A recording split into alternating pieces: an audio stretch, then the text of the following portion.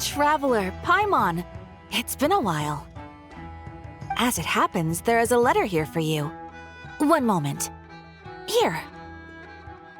A letter? From who? Dear Diary, I'm Kale. I work as a trainee forest ranger under my master, Tighnari. I'm also studying at the academia. I've been getting better and better at reading lately. Mr. Al-Haytham says that the written word is a crucial medium for exploring the world and understanding oneself. That's why I decided to start this diary.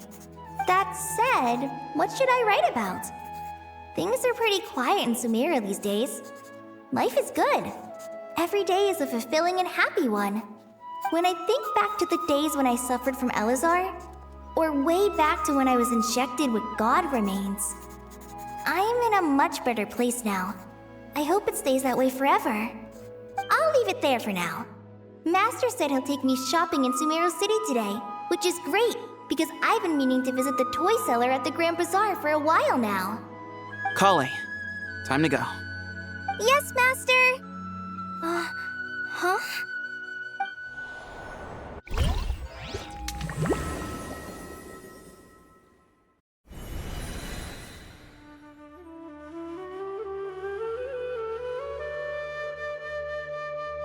What's wrong, Kale? Is there something on my face? No, sorry. I didn't mean to stare. Did Master Tighnari send you to pick me up? Master Tighnari? What are you talking about? Tighnari is the General Mahamatra. He's probably busy arresting criminals in Sumeru City. I mean, if that's what floats your boat, I can introduce you, but... Wait, Master Tighnari is the General Mahamatra? But what about Mr. Sino? Sorry? Oh, you mean that guy who just joined the Vahumana Darshan? Rumor has it he's the leader of the Temple of Silence. If that's true, it's pretty impressive. Sounds like you've been getting to know more and more people since you joined the academia. That's great, but don't let your forest ranger duties fall by the wayside, okay? What's going on? Sethos is acting like he's my master, and Master Tighnari has taken over Mr. Sino's job. Is this some kind of prank? If so, it's a weird choice of prank. But anyway, Sethos doesn't look like he's joking. What is this all about? Hey, you're zoning out again. I'm gonna buy some tools for the Rangers. Why don't you stretch your legs a bit? It's been a while since you last visited the city, right? Wait! He's right. It has been a while since I last visited Sumeru City. Was it always like this? I mean, it feels familiar, yet somehow... something seems different. Is this really Sumeru City?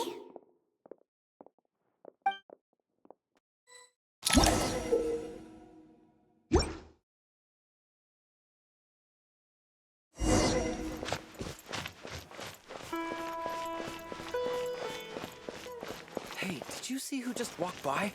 I think she's that famous monk. Would you like some fruit?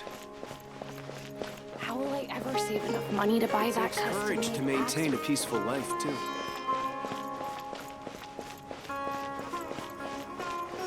I heard that the sage disappears without a trace.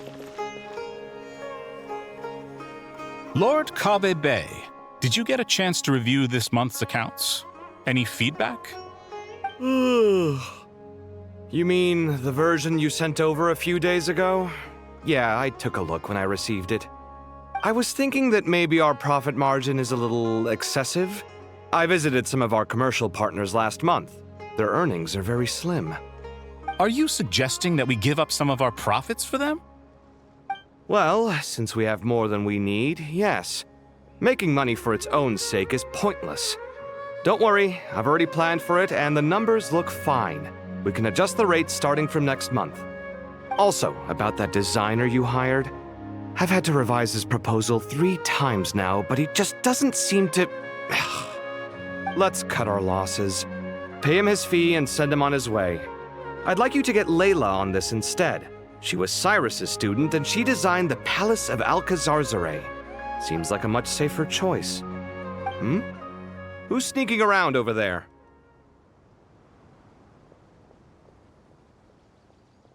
Mr. Kave?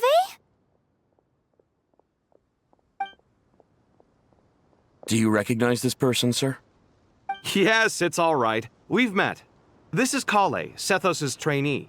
He brought her along the last time I went for drinks with him. What brings you to the city, Kale? Is your master here too? No, this is all wrong! Why is Mr. Kave saying that too? Tainari's my master, not Sethos! This can't be real. I have to ask someone else. There's gotta be someone else out there who still remembers the truth. Hey, wait! Don't run off! How strange. What's gotten into her today? It's like everyone switched places. I guess I'll keep looking around.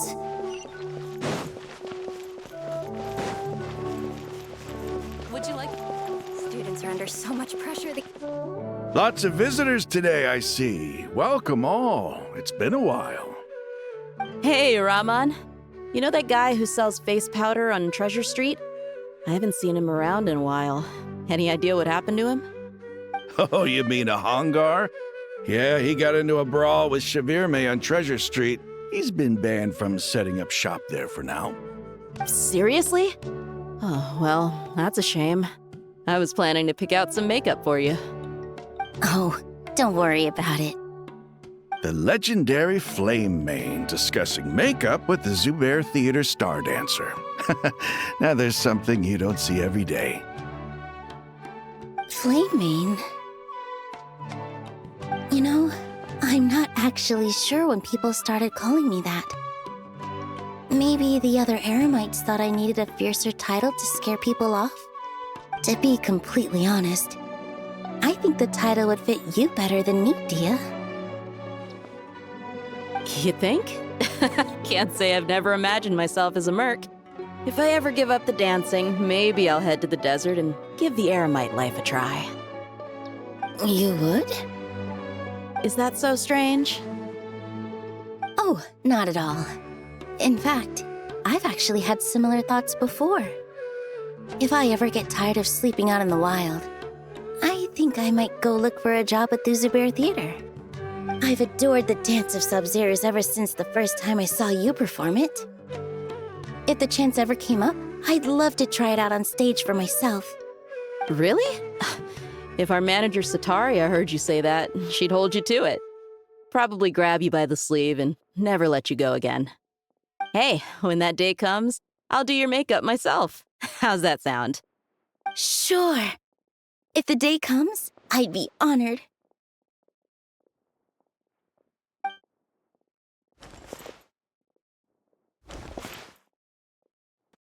Everyone I know, everything I've ever known. Suddenly it's all a jumbled mess. The question is, who's right? Them or me? Oh, my head feels so heavy. I can't think straight.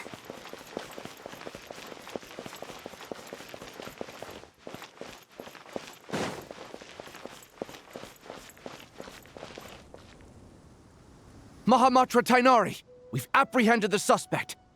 They say that the fool is prone to blind faith, but the wise man is not immune to it either.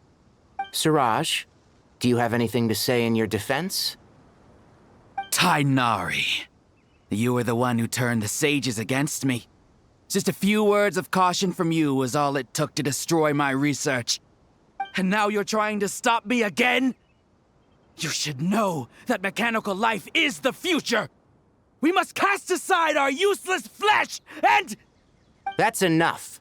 I'm not in the mood to listen to your lunacy. Anyone could tell you how amateur your work is. Karina, Ilias, put him somewhere safely out of the way. Yes, sir. Next on the agenda is... Master? What is it? Wait. Did Professor Zahahati send you? She's been encouraging me to take on an apprentice. Might be getting a bit ahead of herself there, though. No, Master! It's me! Kale! Listen to me. Something really weird is going on in Sumeru City. It's like everyone's identities have switched around. You're not the General Mahamatra. You're a Forest Watcher.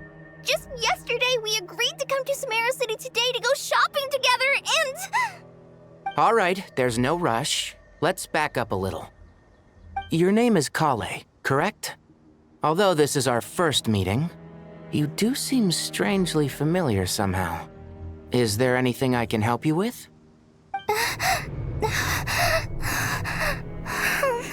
No.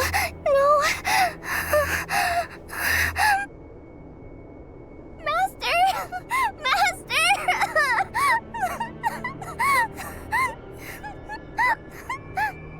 What is it?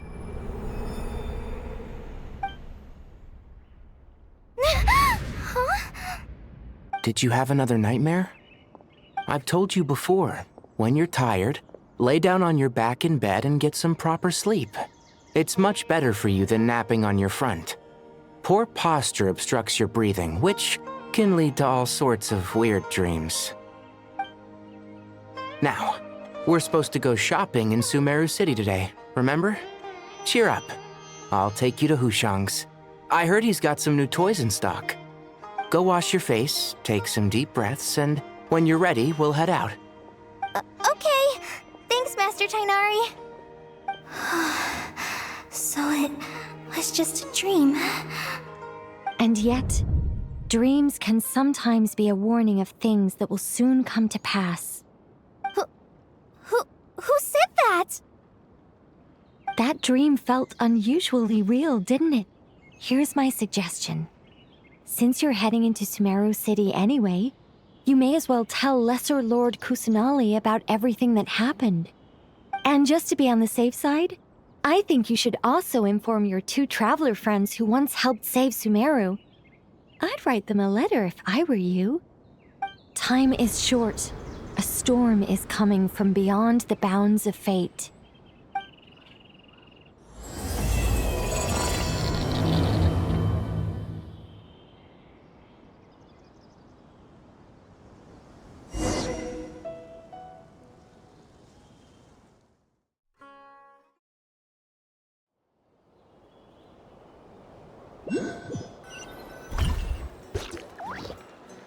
What a strange situation.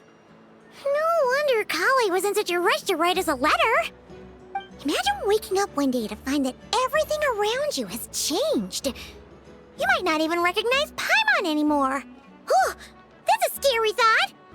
Let's get to Sumeru and find out what the heck is going on.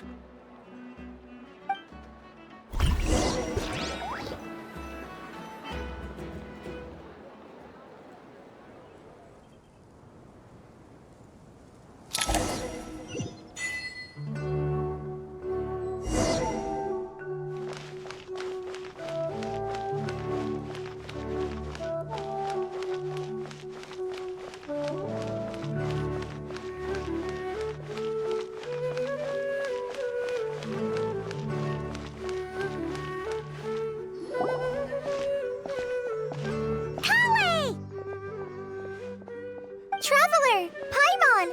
Thank goodness. I'm so glad you made it. Of course. We won't let anything happen to you, Kale. So, what's going on in Sumeru City? Looks like lots of people are moving or something. Yeah, I was just gonna say.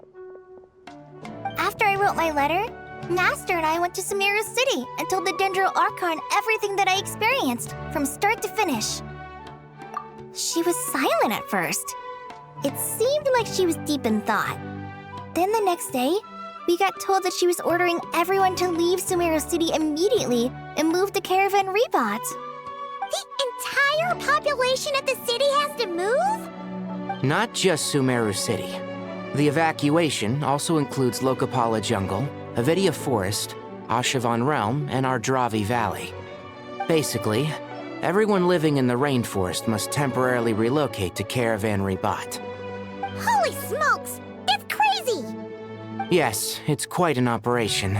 Even if people only bring the bare essentials, the scale is simply enormous. They've requisitioned almost all the Sumpter Beasts in Sumeru for the task, including the entirety of Dory's Sumpter Beast Park. The Dendro Archon said that what Kale experienced was not a dream, but a warning. After our meeting, she immediately summoned the 6 sages to analyze the situation and discuss countermeasures. They concluded that the events seen in the dream are very likely to become a reality, and that an unknown danger is rapidly approaching. Oh, please keep that to yourself. We don't want to cause widespread panic. The official reason they've given is a large-scale renovation of the rainforest ecosystem. People are skeptical, but there haven't been any major incidents. So far, at least. The Dendro Archon seemed really worried when we spoke to her. She said you can go visit her in the Sanctuary of Surasthana when you arrive. She also said she'd hold out until the very end. Tighnari? Kale? You got a minute? I need a hand here. One moment, I'll be right there. As a forest watcher, I've been tasked with assisting with the relocation work. There's a lot to be done, and they need all the help they can get. This will be the final group of evacuees from Sumeru City. While they're away from home, they'll be heavily reliant on outside help. Thank you for coming in our time of need. As you can see, another crisis is upon us. Excuse me, sorry to trouble you, but could you help an old man find his medicine? It's buried somewhere in my luggage. Where's my mom? Where did she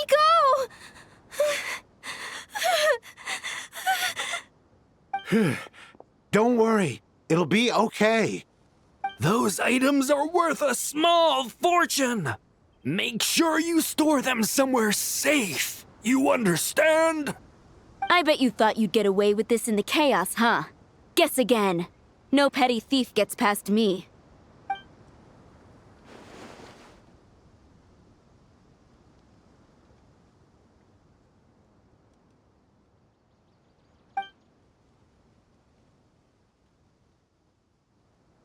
We should go help the evacuees. See you around. I'm so glad that you believed me and came all this way to help. It means a lot. Please stay safe. Don't worry. We may not know exactly what's going on yet, but as long as we stick together, we'll find a way through this. Goodbye! Look after yourselves! Will do. See ya!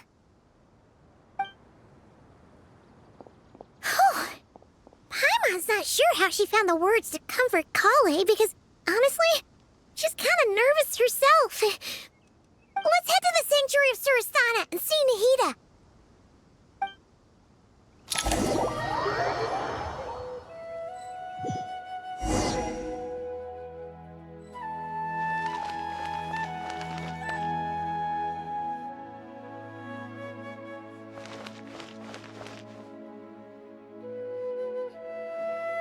Who goes there?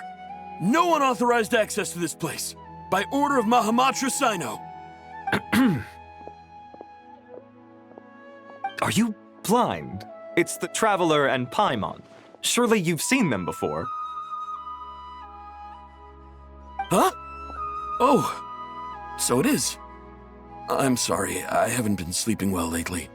My nerves are a little frayed. The Dendro Archon is in a very vulnerable state at the moment. Mahamatra Sino is concerned that our enemies might choose this moment to strike, so he's ordered us to strengthen our defenses. Just seeing you two again already puts our minds at ease. Please, enter. I'm sure everyone's expecting you.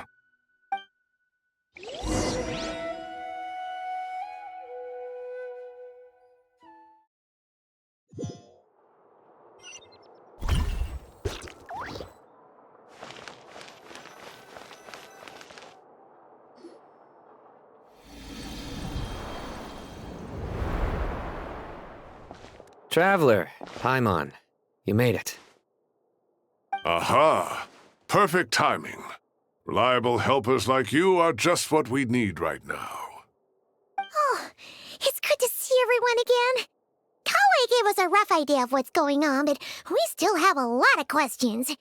What kind of danger is Sumeru City in, exactly? And how come everyone has to move to Caravan Rebot? At this stage, we can't be certain. We're investigating, but no definitive answers yet. I take it that Kale told you about her strange dream? Yeah. Apparently, everyone in Sumeru City was acting super weird. Even you guys. It was like you'd all switched places. That's right. Kale and Tainari reported the situation to the Dendro Archon. She believes that it wasn't merely a dream, and that whatever it was has something to do with Irminsul. It's a reasonable inference. Only through Irminsul can people's memory and cognition be so significantly modified in such a short time. We don't know why Kale would dream of these things, nor who was trying to warn her. The Dendro Archon decided to connect to Irminsul to investigate more thoroughly. Irminsul is connected directly to the ley lines. The tree serves as a central hub where the ley lines converge, and its core function is to record and store the world's knowledge and memories.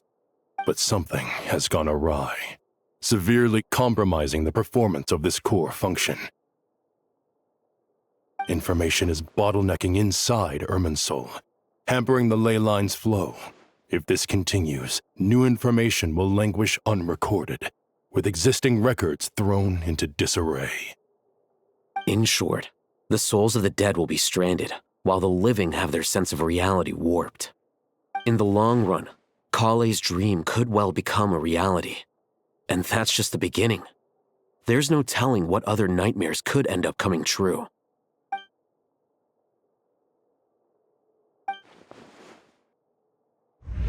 I have come this far, to use my death to open the gates of the ley lines to my people.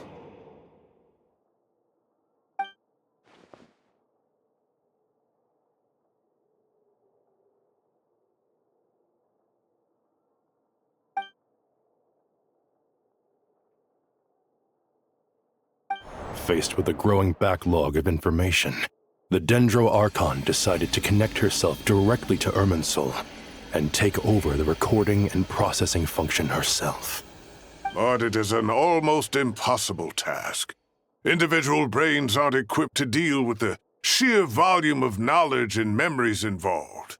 All that information flooding in at once would instantly fry any human mind. And for a god, even for a god, the suffering must be unimaginable. The Dendro Archon's power originates from Irminsul. Any issue with the tree itself takes a toll on her to begin with. On top of that, she's subjecting herself to the grueling task of processing all that data. It must be torture for her. And despite all of this, she is somehow finding the strength to investigate the Irminsul situation from within and send us her findings. I finished analyzing the latest data. Looks like our working theory was wrong. There's no signs of Irminsul having been attacked from the outside. So it's internal then? Some sort of disease, perhaps? No. I've spent half my life studying the ley lines. If Irminsul malfunctioned this easily, the world would have met its end long ago.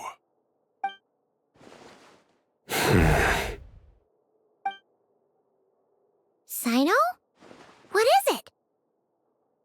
Not long ago, I got a tip from the Core of 30 that a large number of unidentified merchant caravans had recently been spotted entering Sumeru through Beta Harbor. At first, I suspected that they might have something to do with all this, so I sent some people to investigate. But if Irminsul wasn't attacked from the outside... Don't you think there are more important things to worry about right now than guessing who's behind all this? It's been over 12 hours with no new intel. If even the Keeper of Irminsul is this badly affected, you can imagine how bad things are in there.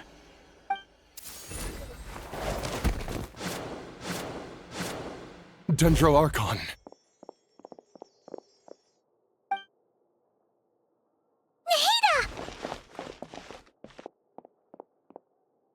What's wrong? Her breathing is weak, and her elemental energy levels are dangerously low. Looks like it's time to move to the backup plan. What's the backup plan?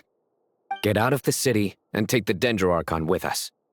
The entrance to Irminsul is directly beneath the sanctuary of Surasthana. That means this is ground zero if anything goes wrong. The Dendro Archon has a very strong connection to Irminsul. But theoretically, this connection should grow weaker with distance. Under normal circumstances, she can unleash her full power here. But with Irminsul out of control, our first priority is to get her away from here. The situation is critical. There's no time to deliberate. Everyone in agreement? I'll deal with it. I'll also let the Matra and the Core of 30 know to start evacuating.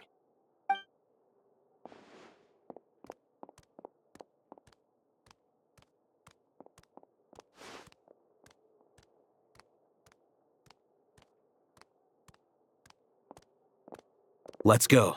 No sense grieving when there's nothing more we can do. Agreed. We'll be back as soon as this is over.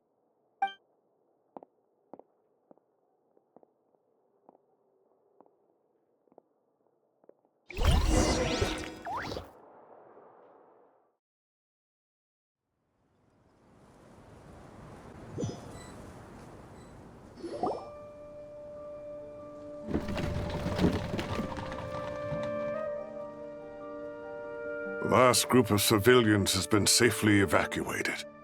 Dendro Archon's carriage will travel with them. Sino and Hat Guy will protect the convoy.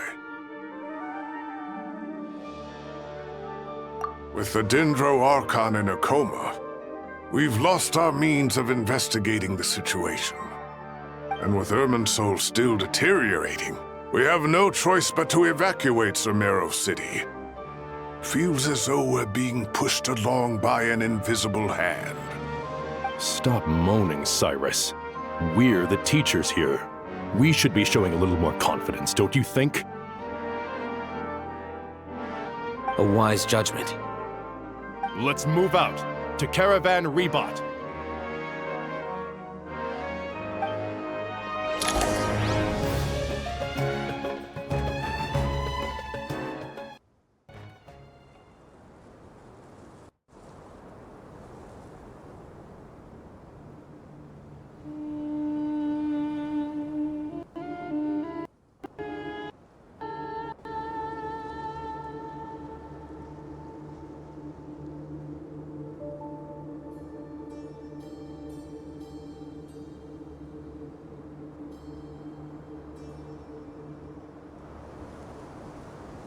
Sir, all units are in position.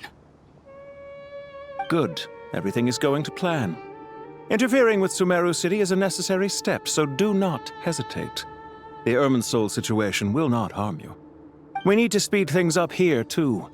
We don't want to keep our client waiting, do we? No, sir. You have my word. Everything will be completed on schedule.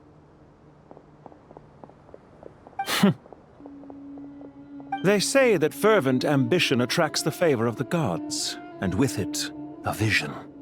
But we appear to be the exception. So, is our ambition not strong enough? Or does it threaten the very foundations of this world?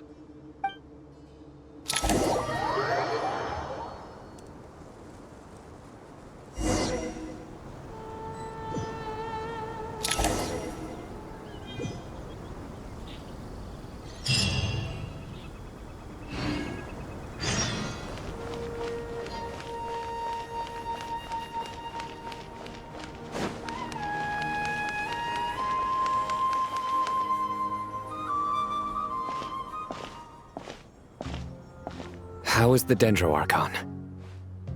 Her breathing is steady. I prepared some therapeutic incense for her, but it hasn't had much effect. Her vitals are still very weak. Based on the information you've provided, I have a working hypothesis. Her condition is partly due to Irminsul's influence, and partly due to a physiological imbalance caused by the rapid depletion of her power. elemental energy usually flows through the body at a relatively constant rate. The body grows accustomed to this rhythm, so when it's thrown out of balance, physical symptoms will appear. Is this similar to the ley lines? Overloading and withering both directly affect their vitality, potentially causing irreversible damage. Correct. From a biological perspective, if you overexert yourself, you pay the price with your life. The Dendro Archon is not only drained of power, but her life force is at a critically low level. Is there any way to restore her health? I know the ley lines have strong self-healing abilities. As long as any blockages or pollutions are dealt with, they can quickly regain their vitality. But what about people? Well, gods. What's their capacity for self-healing? Before we think about that, there's a bigger predicament to resolve. Restoring the Dendro Archon's power requires us to heal Irminsul first. But that will be extremely difficult without the Dendro Archon's power. Paimon's already getting lost here.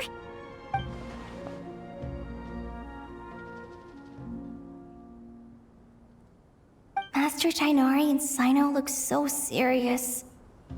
I've not heard Master speak in this tone for a long time. Tighnari.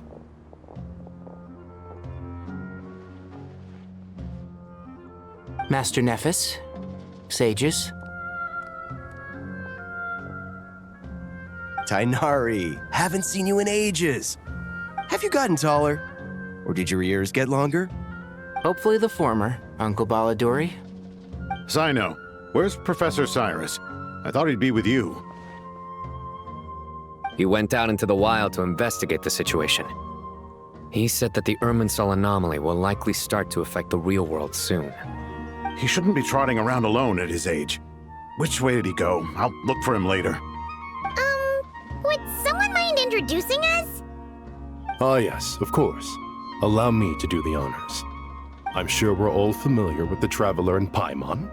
They're the heroes who helped foil Azar's conspiracy and save Sumeru. These gentlemen and I are the 6 current sages of the Academia. Balduri and I are part of the Old Guard, while the other 4 took office after Azar and his clique fell from power. We have Sage Elkindi of the Spantamad Darshan, Sage Farnas of Kasharawar, Ritaoist Sage Shakir, and finally Harabatot Sage Rusht. Nice to meet you all.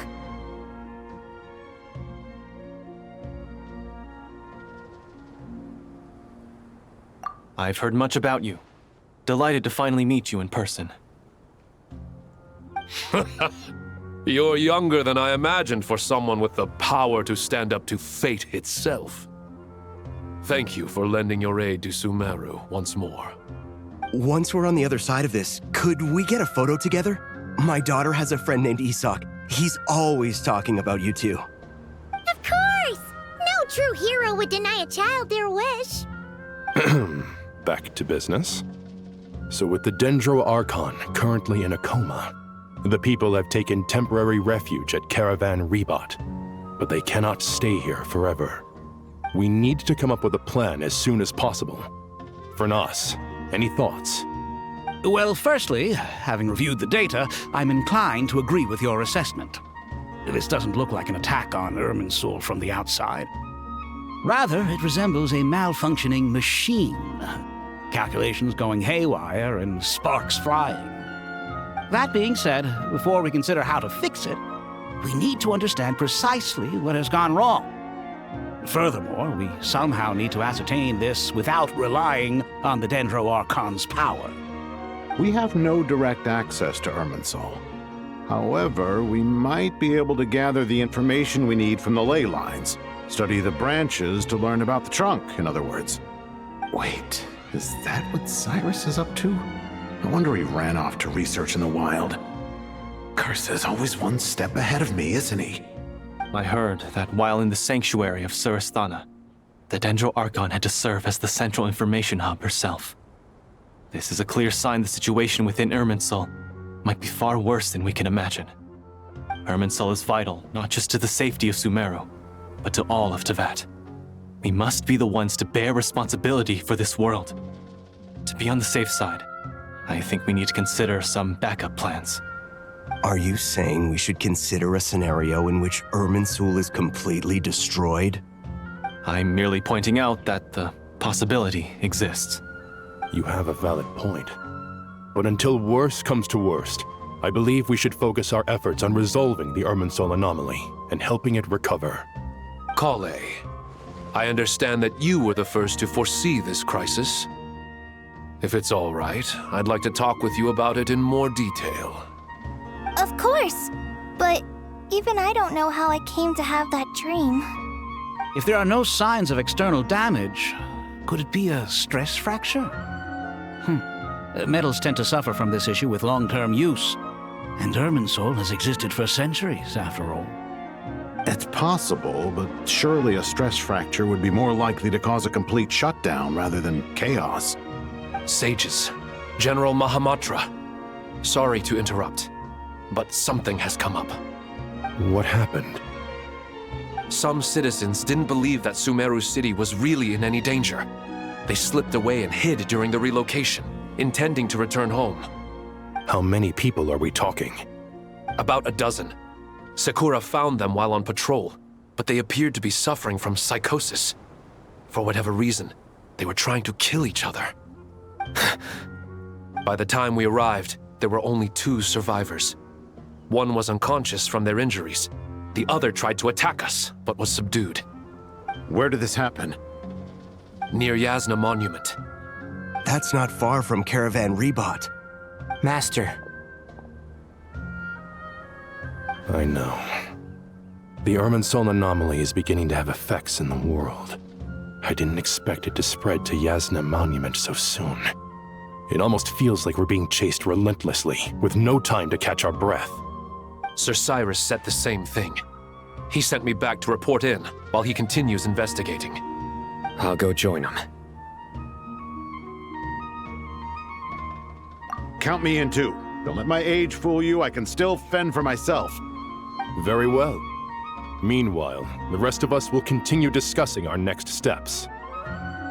Get back soon. Take care of yourselves. It's getting dangerous out there.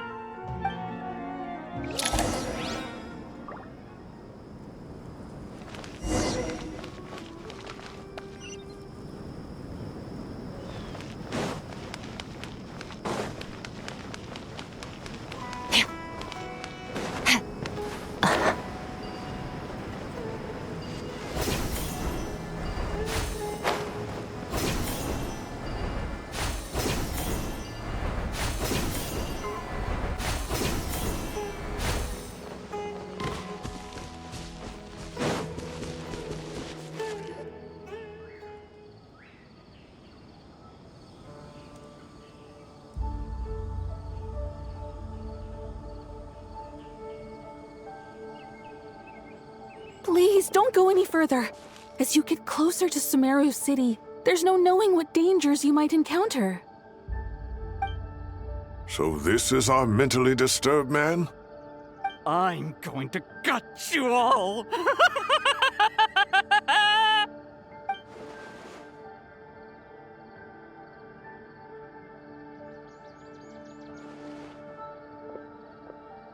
Cyrus, you didn't even bring a single guard? Do you think you're some sort of warrior? It's fine. Come here and look at this. Oh, it's... That's right. Flowers that bloom from openings in the ley lines, indicating some sort of anomaly. I don't believe I've ever seen a color like this before. Did you discover it nearby? Not just here. Way over there, too. They're everywhere.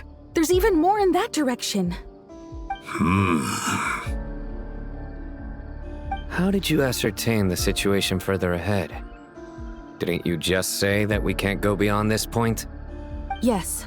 This area is relatively safe so far. But if you continue forward, delusions will start afflicting your mind. However, some vision-bearing mercenaries were able to maintain their sanity a little better. They're the ones who brought back news from further afield. Sino, do you remember the class I taught on dissecting ley line blossoms? I do, Professor. I received full marks in that course. Good. After all these years, it's time to put that knowledge into practice.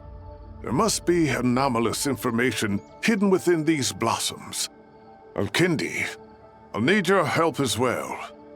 Been a while since we worked on a project together, hasn't it? Sure has. Well, what are we waiting for? Let's get to work. Anything we can do to help?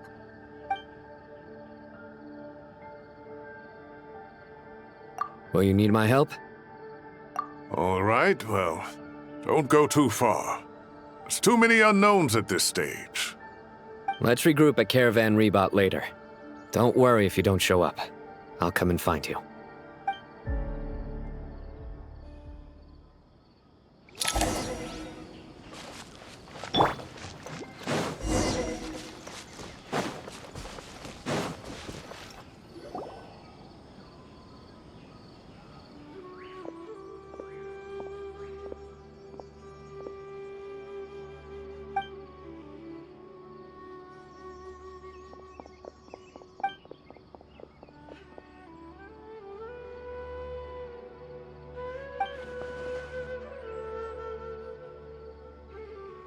That should be the heart of Oasis.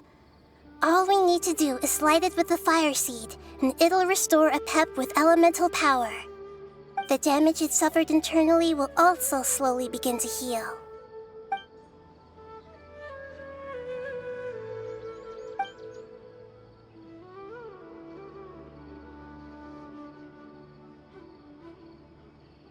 What is it? You thought of something? Really? Then let's get back and tell the others!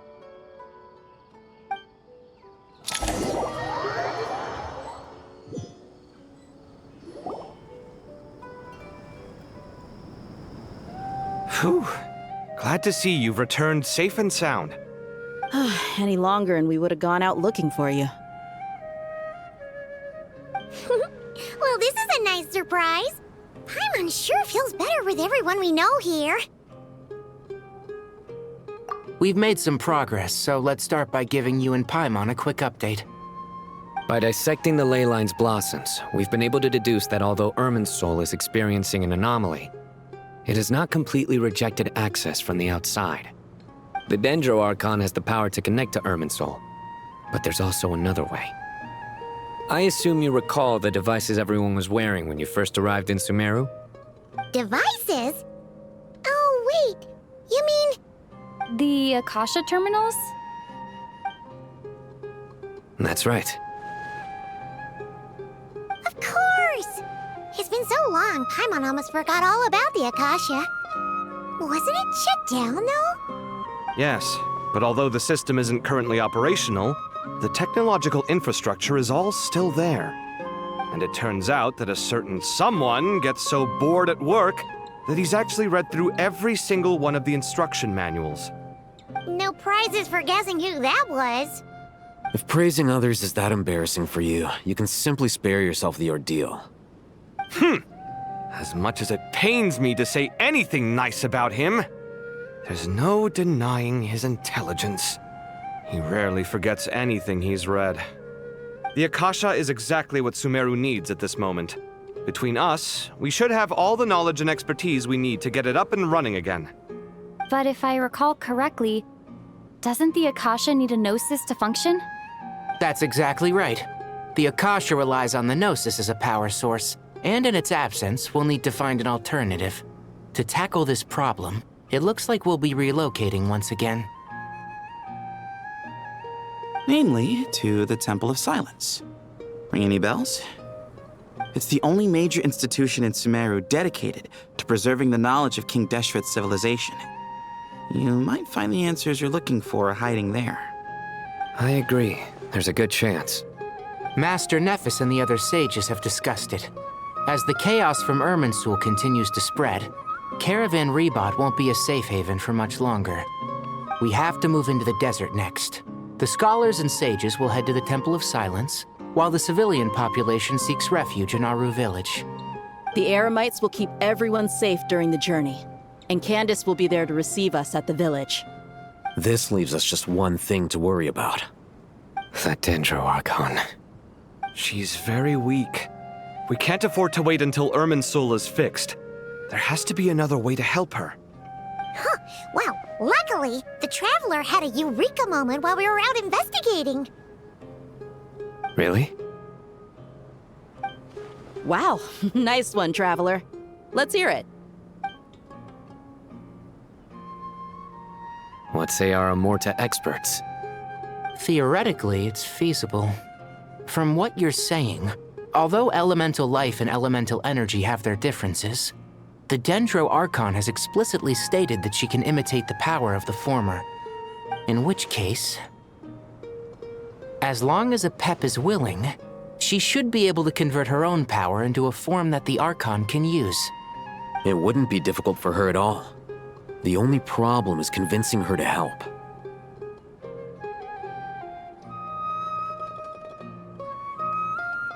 Yeah! Even though she wasn't exactly friendly the last time we met, she didn't refuse to talk with us. When she realizes the danger that Nahida is in, surely she won't turn a blind eye to it. Well, hopefully not. Either way, we're not exactly spoiled for choice here. Hey, it's better than having no options at all. I agree. Without Irminsul's aid, the legendary Dendro Dragon Apep may well be the only living thing in Sumeru who can help our Archon recover her power. There's no time to lose. I'll bring this proposal to Master right away. If he and the other sages agree, we'll split into 3 teams. The academics will go to the Temple of Silence to look for a solution to the Akasha problem. The Eremites will escort the civilians safely to Aru village, and the Traveler and Paimon will take the Dendro Archon to see Apep. There's still a long road ahead, and no knowing if we'll make it. But at least we have a direction now. I'll take it over floundering around in confusion. If there are no objections, then let's proceed. But before we adjourn, I would like to leave you all with some parting words. No matter the distance between us, there will always be an invisible force tying us together. May the bonds forged in the past shine bright like stars and open a new path before our feet. Huh. Is that from King of Invocations? No. This one's from King of Invocations, the sequel. What's the difference? The sequel's much cooler. Couldn't agree more. Well, it was very apropos. Once this is all over, I'll give everyone a copy of King of Invocations and the sequel to show my gratitude. Come on, let's get moving.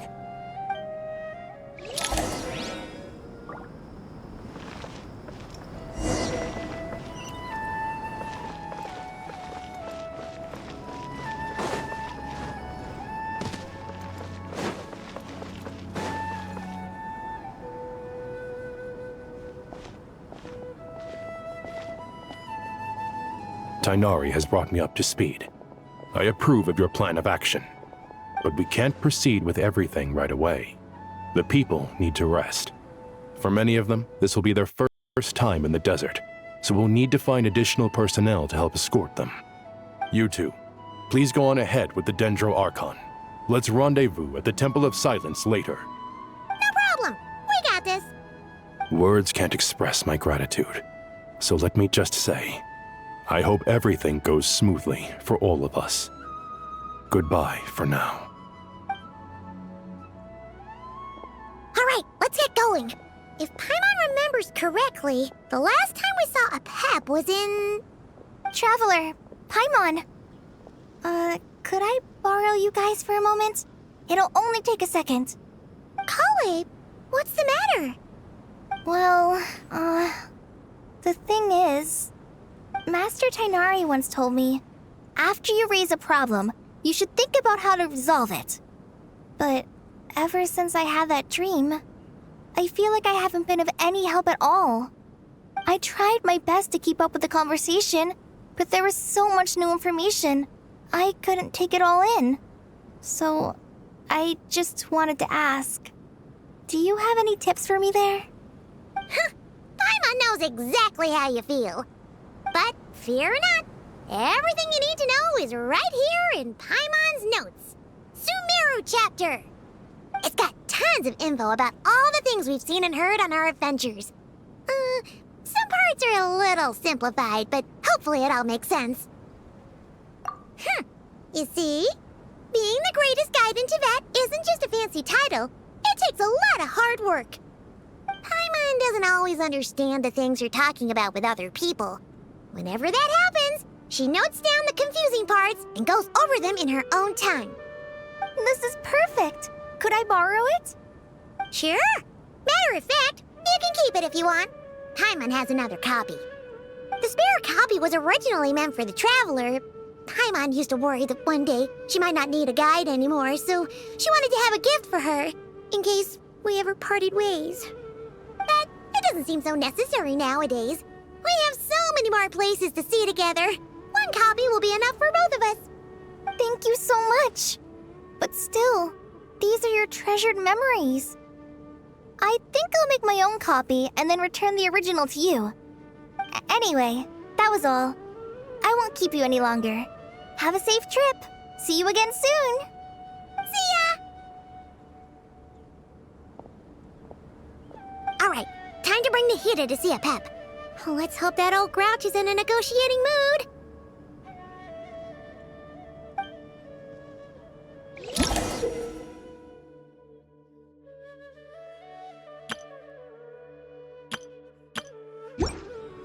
Hey, here's a thought. If we brought Nervalette along, do you think he could help us persuade a pep to help? Actually, never mind. In a pep size, Nervalette's probably one of those dragons who has grown too close to humankind. They might end up fighting for all we know.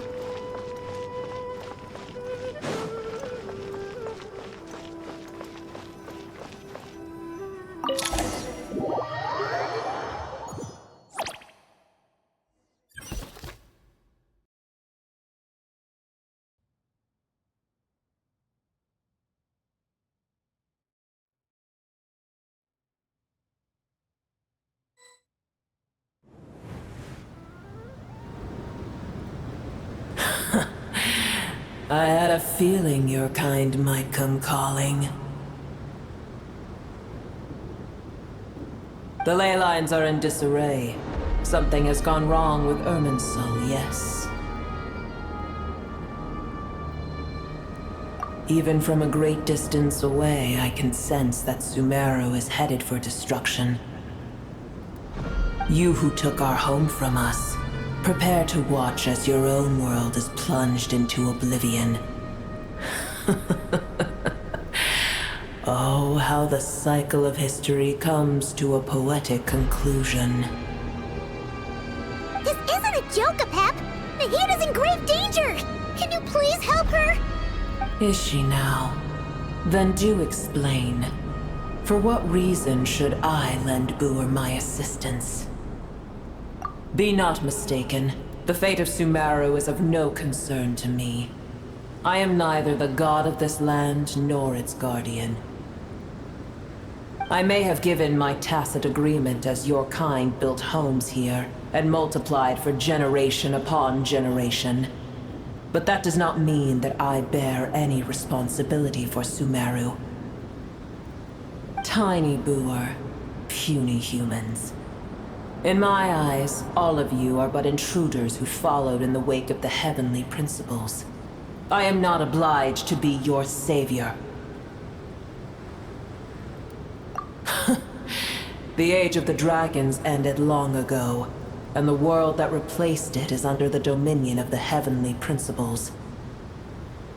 In choosing not to side with your enemies when the heavenly principles' rules began to relax, I have been merciful enough. Do not forget that I have no love for this world you hold so dear. Be not mistaken. The fate of Sumeru is of no concern to me. I am neither the god of this land nor its guardian. I may have given my tacit agreement as your kind built homes here and multiplied for generation upon generation. But that does not mean that I bear any responsibility for Sumeru. Tiny Boer, puny humans. In my eyes, all of you are but intruders who followed in the wake of the heavenly principles. I am not obliged to be your savior.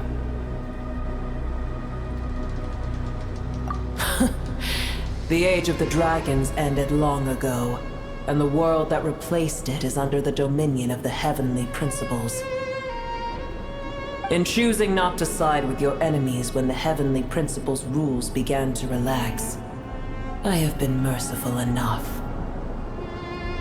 Do not forget that I have no love for this world you hold so dear.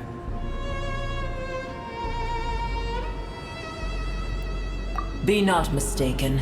The fate of Sumeru is of no concern to me. I am neither the god of this land nor its guardian. I may have given my tacit agreement as your kind built homes here and multiplied for generation upon generation. But that does not mean that I bear any responsibility for Sumeru. Tiny boor, puny humans. In my eyes, all of you are but intruders who followed in the wake of the heavenly principles. I am not obliged to be your savior. The age of the dragons ended long ago, and the world that replaced it is under the dominion of the heavenly principles. In choosing not to side with your enemies when the heavenly principles' rules began to relax, I have been merciful enough. Do not forget that I have no love for this world you hold so dear. Be not mistaken.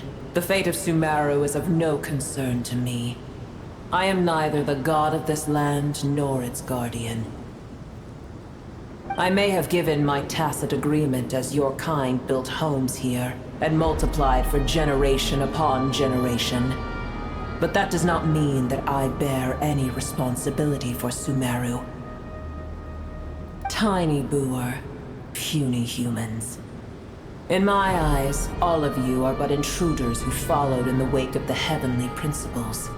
I am not obliged to be your savior. The age of the dragons ended long ago, and the world that replaced it is under the dominion of the heavenly principles. In choosing not to side with your enemies when the heavenly principles' rules began to relax, I have been merciful enough.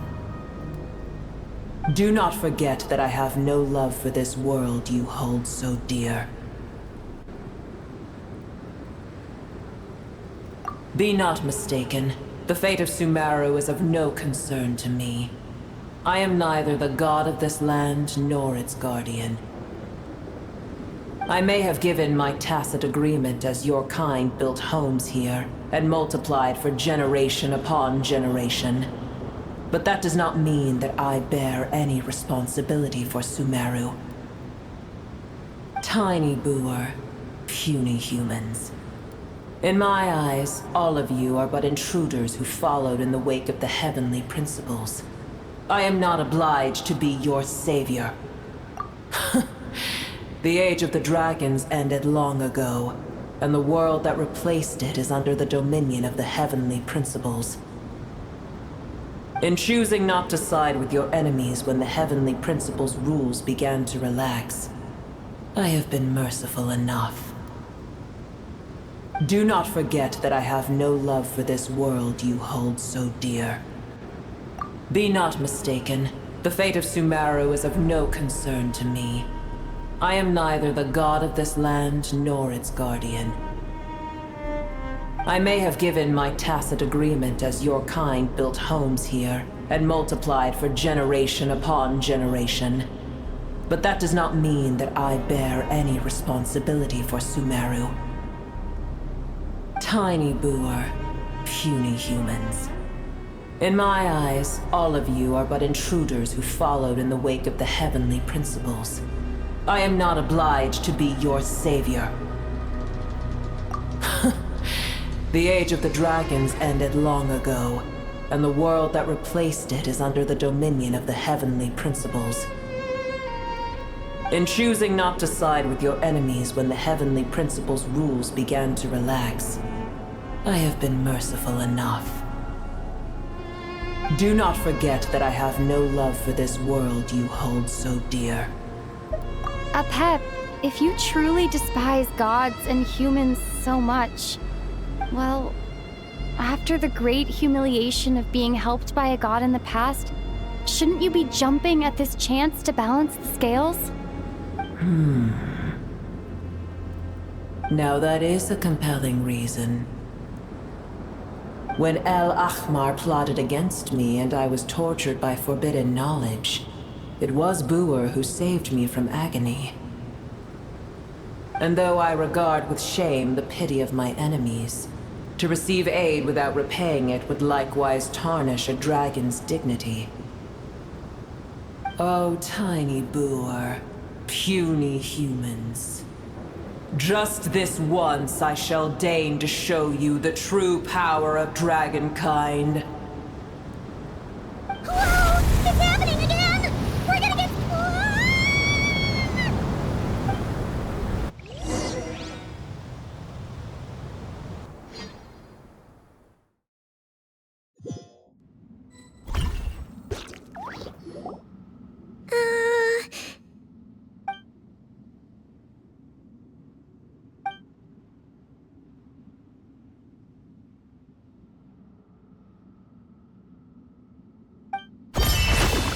It is done.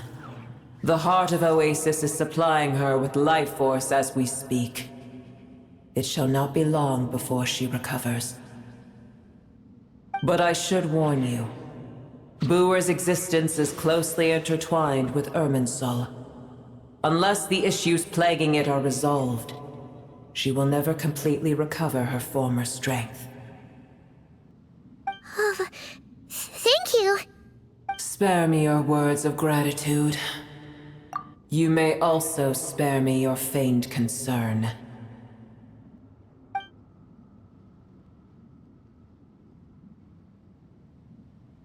A dragon's sovereign's power is far greater than you can imagine.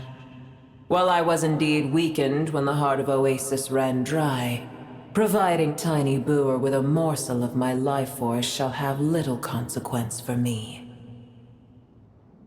Oh, good to hear.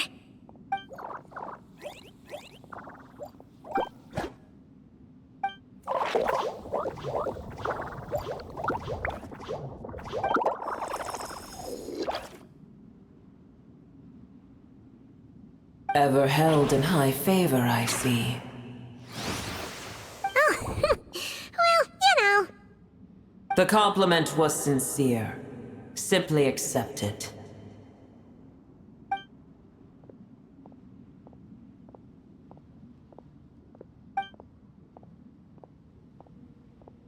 I did once. That tree was not planted by the heavenly principles.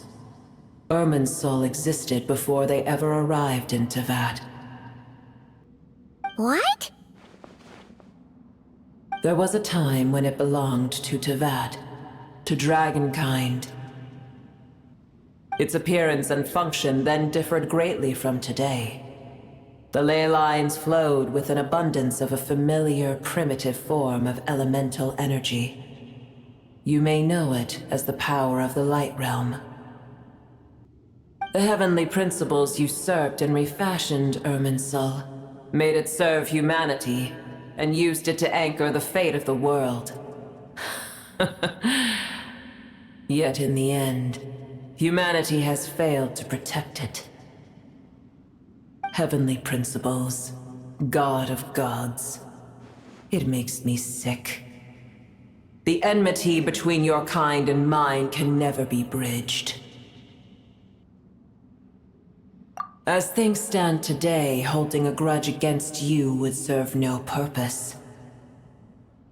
But there will come a day when we reclaim this world for ourselves. The opportunity will arise no matter how long we must wait. I can already sense that far away from here, the Hydro Dragon has wrested his authority from the hands of the usurpers. Though we have yet to meet, I know that we are both preparing for our revenge day and night. Uh-huh.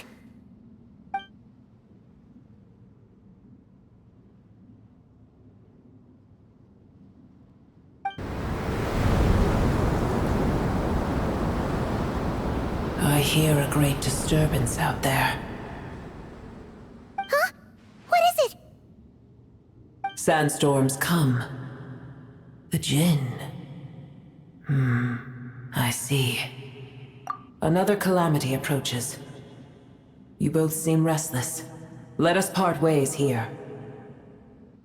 Boer is safe with me. Once she has recovered, I shall return her to your side. Oh, thanks again. Take care, alright? I told you already I have no need of your feigned concern.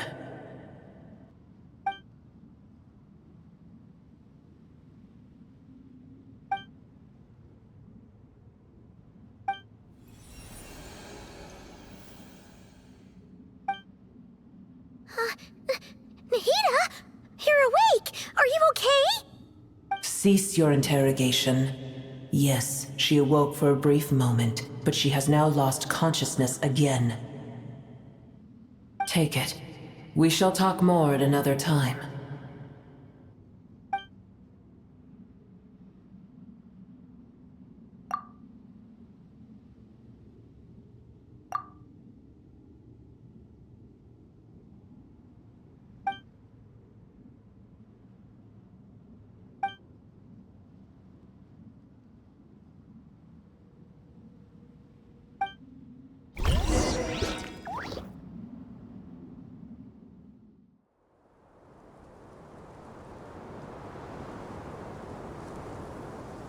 Where the heck are we? Did you just dump us in the middle of nowhere?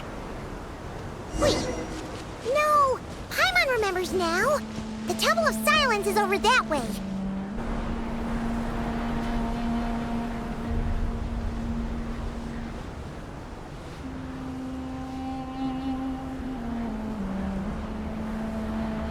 There's no need for everyone to stay here. I'll protect the sages. The rest of you, return to Aru Village. Yes, Mahamatra Sino.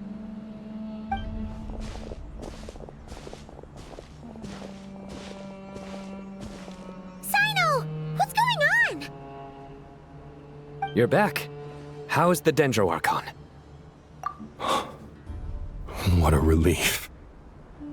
It's the Jinn. Countless Jinn have stirred up violent sandstorms across the desert, blocking our path to the Temple of Silence. Tighnari and Kale have returned to Aru Village to help. The Jinn are being highly aggressive, so both the village and the merchant caravans require protection. It's just one thing after another. Where did all of them come from anyway? In all my trips to the desert, I've never seen anything like this before. As I see it, the only possible candidate is Gurabad. Gurabad? Baladuri could explain in more detail if he were here. All I know is a rumor I've heard about from previous trips to the desert. Supposedly, a great number of dormant Jinn lie sealed beneath that city. Gurabad is, for me, a fated land. I must therefore return back to this city, where my destiny awaits me still. My master, I am sorry that I couldn't stay by your side for long, and that I could not have more time to get familiar with you. Lilupar. Yeah, we once said goodbye to a friend there. Well, maybe not a friend exactly, but someone we met on the road anyway. She was a strange bottle. If we can find a way to wake her up, maybe she can help solve the situation in Gurabad. Well, be careful. You may find there's more than just the Jinn to worry about. You mean, there are other dangers in Gurabad? It's a sensible assumption to make. The moment we arrived in Caravan Rebad, the Irminsul anomaly started spreading in that direction. Now we've moved to the desert, and suddenly we're plagued by Jinn and sandstorms. To call it a coincidence would be a stretch. Don't worry, we've gotten a lot stronger since our last stint in Sumeru.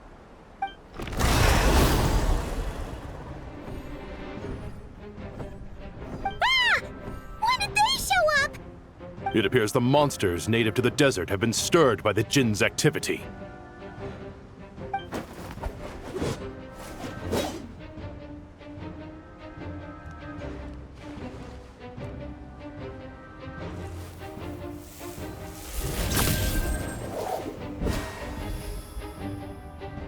You should get going. We'll take care of things here.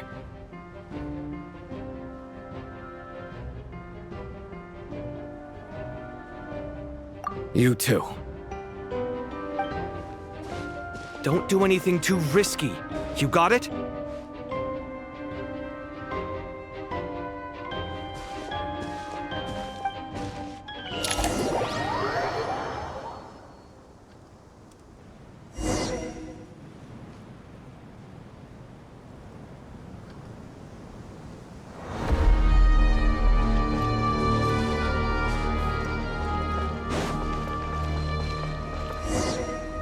Jinn are swarming out of Gurabod!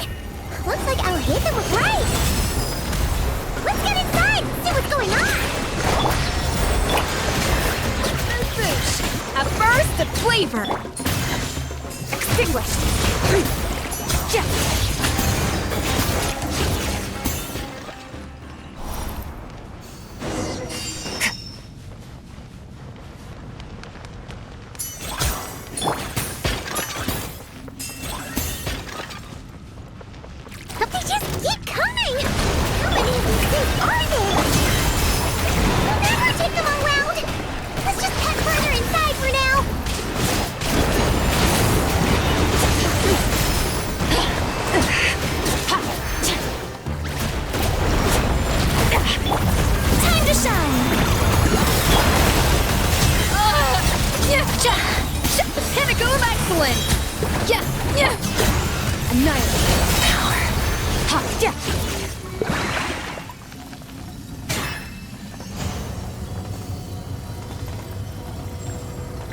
Target spotted! All units at the ready. The Patui? They must be using this place as a stronghold! Are they the ones behind all this? It's jammed. There's nowhere to hide! Did it take too long?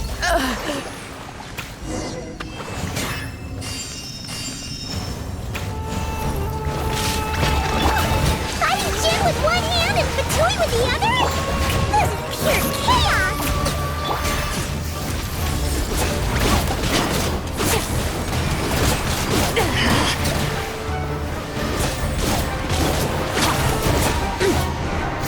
Surge!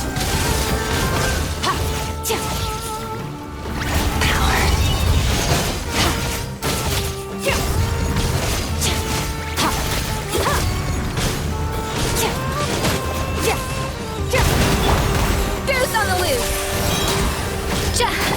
Allow me!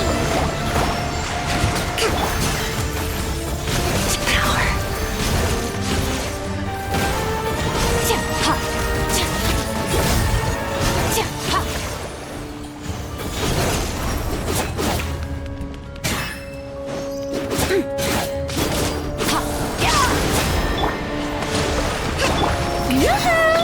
Off to the freezer!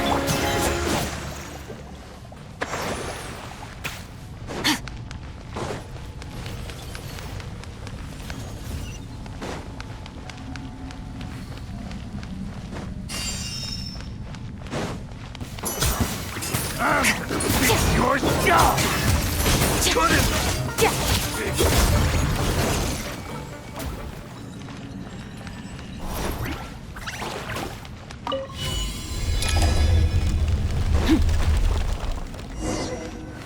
Do you see that strange machine? Paimon has a sneaking suspicion that that's the thing wrecking Gurabod and setting all those dangerous Jinn free! The target has reached the core zone. Requesting backup. Repeat, requesting backup. Backup en route! Stop her at all costs!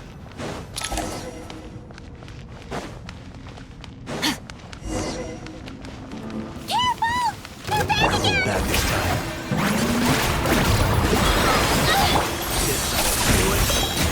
A dash of frost!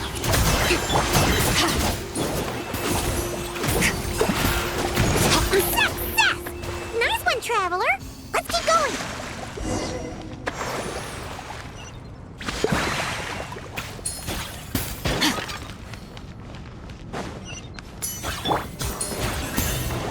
Yoo-hoo! Annihilate! Mine! to wield.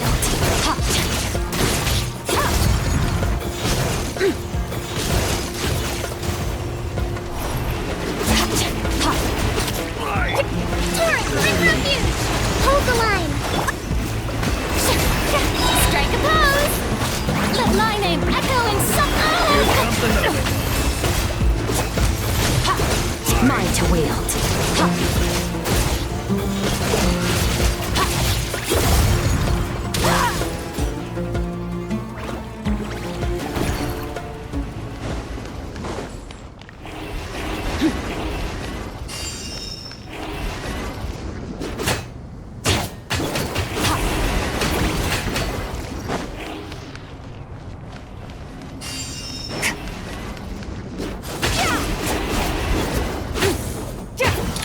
Gen's gone kaput!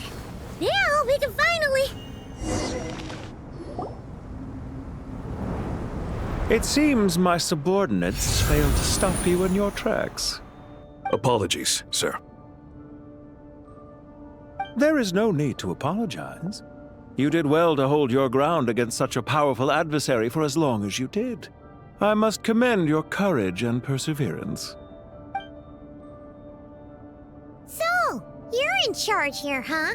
First the problems with Irminsul, now this mess in Gurabad? Are you the ones responsible for all this? I'm afraid I cannot answer that. I assume you aren't naive enough to expect answers from an enemy.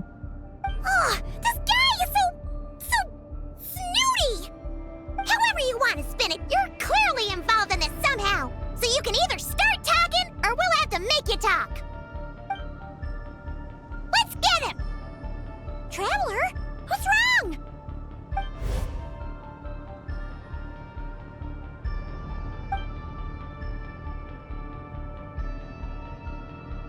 You're remarkably calm. Some would act more rashly upon finding the ringleader all alone. But you keep your cool. Even as your enemy, I must applaud you. Did you show yourself just to say that? Is this you trying to take back control of the conversation? Unfortunately, I really don't have anything to say to you. I am here merely to indulge my own curiosity. Your names are well known among the Fatui. Naturally, I wanted to observe you up close while I had the chance. Hey! Don't treat us like we're some kind of exotic animals in a zoo! Oh, I wouldn't dream of it. You seem rather predisposed to misunderstand me. I'm quite aware that you are both heroes of great renown. You have resolved crises in many nations and won countless allies along the way. I've been following your adventures with great admiration. My only regret is that the trajectory of your journey conflicts with our goals. What do you mean, admiration? Sorry, but that sounds pretty weird coming from you. I don't see why. We may happen to occupy opposing sides, but there is no cause for deep-seated enmity between us. To respect one's enemy is to respect oneself. Well, now that you're observing us up close, what do you see? I've observed as keenly as I can. Yet, while I endeavor to understand, your true strength remains a mystery to me. Violence is not my area of expertise either, so, you see, I would much rather converse with you like this than determine a victor with the edge of a blade. Besides, I've heard that even 3 moons in the sky fail to eclipse your brilliance. I know better than to bite off more than I can chew. 3 moons? So, you have a connection with the Harbinger, the Doctor. Well deduced. Our commander, Dottore, died in Nodcry, but there are things that do not end with his departure. We must... Look at me. I almost divulged more than I should have. What are you after? Revenge for Dottore? Or are you plotting something else? I've said quite enough, I believe. There's no point in continuing this conversation, except to say, I've noticed that you seem to know your way around here quite well. A repeated visitor to Gurabad, are we? Ugh. I'll take that as a yes. Then I'm sure you'll have heard the story of this place. The mother of the Jinn, Lilupar, and the tragic tale of her vengeance that spanned 3 generations. It was right here that Lilupar once helped the wise to ascend to the throne. But from that moment on, every king who sat upon it was corrupted by power. These degenerate rulers lost control over their nation, and with it, the right to occupy that exalted seat. What are you trying to say? I once admired you for your adventures. That is the earnest truth. But it appears to me that your journey serves ultimately to uphold the rules of this world. Are these rules truly just? Does the heavenly principles rule with wisdom or folly? And how can we be sure that the Seven, who wield authority over the world, will not be corrupted? Do you seriously think you're gonna convince us of anything? Convince you? I'm sure my commander already tried that. Why would I waste my breath doing the same? If a few words from a stranger were enough to make someone completely change their stance, it would only prove that they never had a firm will to begin with.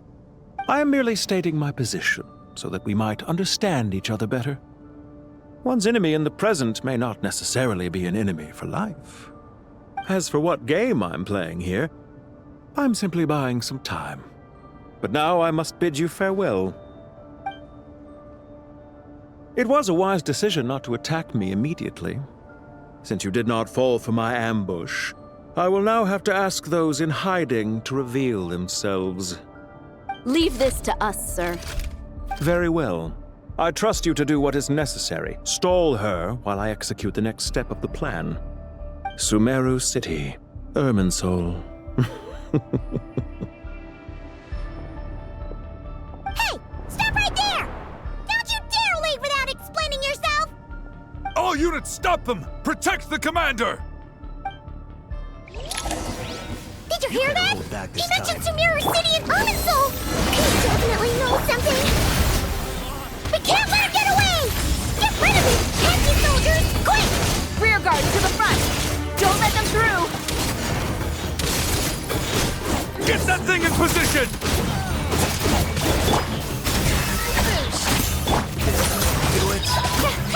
Allow me! Extinguished! Hold on! Just a little longer!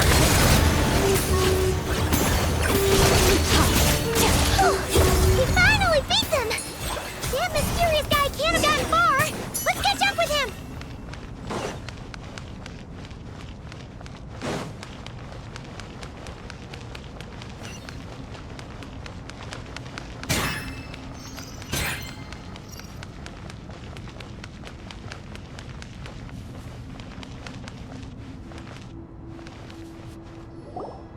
Found him! Over here! You're very persistent. Hey, you! Stop running and explain yourself! What are you trying to...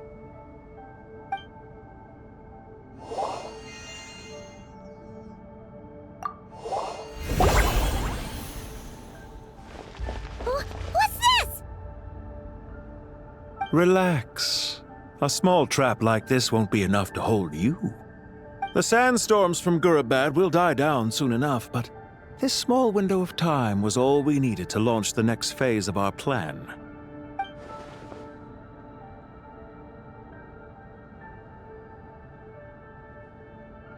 Don't be discouraged.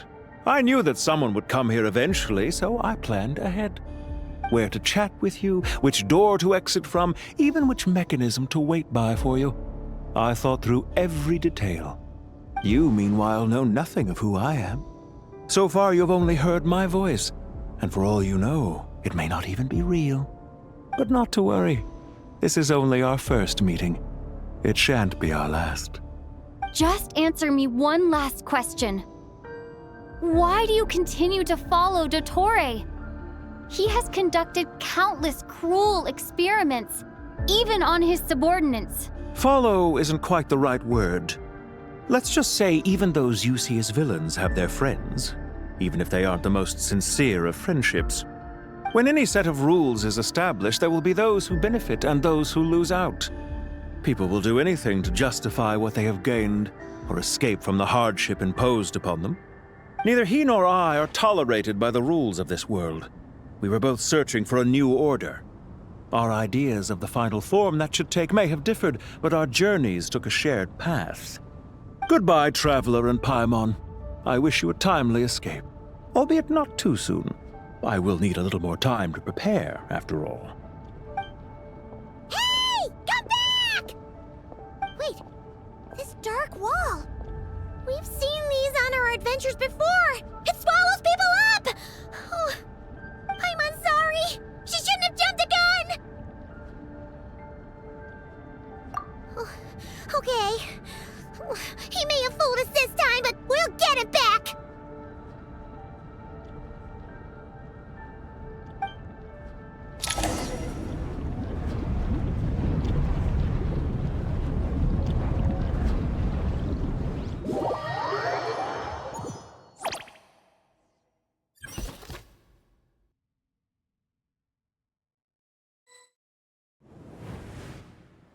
Sino and his team are guarding the north. We'll take this side. There's so many Jin. We can't let them get into Aru Village. Don't fret. I am well prepared for this situation. Huh. So you have a solution? Perhaps you're unaware that I have a trusty genie partner of my own, Plumpy. If I send her to negotiate with the others, this whole thing will be resolved before you can say Mora. Off you go, Plumpy!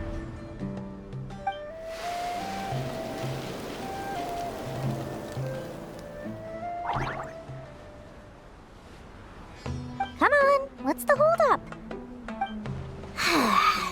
5,000 Mora. 20,000 Mora.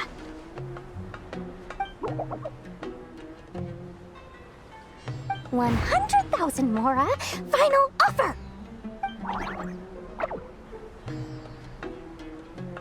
Ah, so she's a hired partner.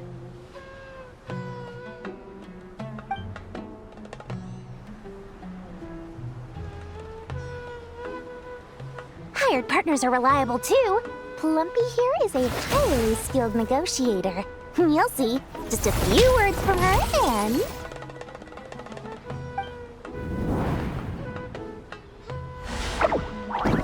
Plumpy! Don't you Jin have any respect for the rules? This was supposed to be a negotiation! How dare you treat my messenger like this? You wanna play rough? You can play at that game!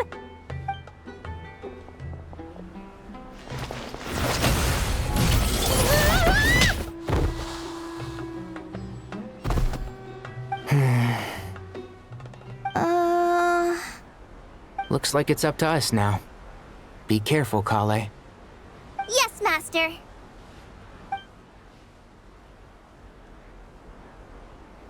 What happened? How did I pass out? Never mind. It's time for revenge. You know, this reminds me of when you first arrived in Avidia Forest. You were trying to help a child retrieve a lost toy when you stumbled upon Spino Crocodile territory by mistake.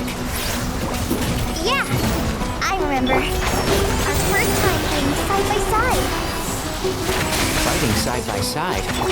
I seem to recall swooping in to rescue you with a team of forest rangers. Please stop.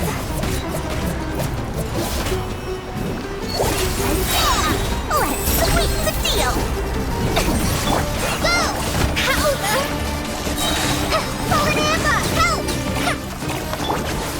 Warren,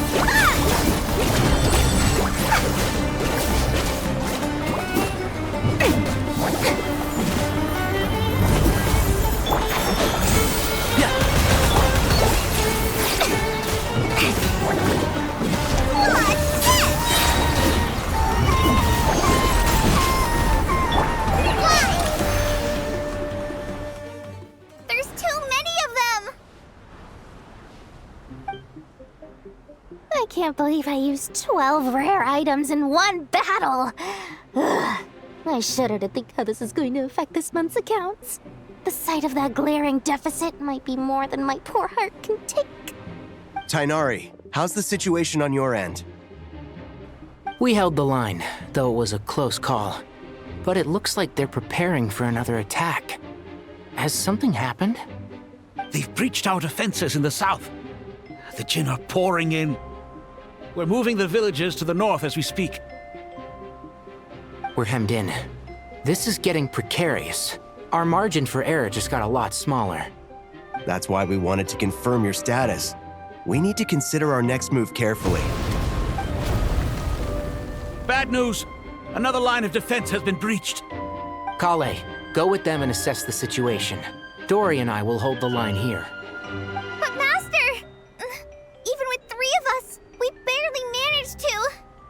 This is not a discussion, Kale. Don't worry about us. She clearly still has plenty of tricks left up her sleeve. Wait, you can't pin all your hopes on me! Oh, great. I've almost run out of the things I brought with me, and the rest is back at the caravan. I should be able to hold out for a little longer, but still... Master! Need any help? Huh? What is it, Kale? If things continue like this, it won't be long before Aru village is overrun by Jinn, and the sandstorms are sure to follow in their wake. I do have a plan, but I can't guarantee it will work. I don't care, whoever you are. Please just help us. The only one who can help is you. I am merely here to guide you along the correct path. I am a spirit created at the beginning.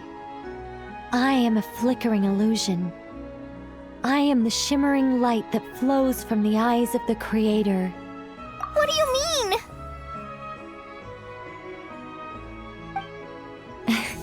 It doesn't matter. You don't need to understand it. Just repeat after me, one line at a time.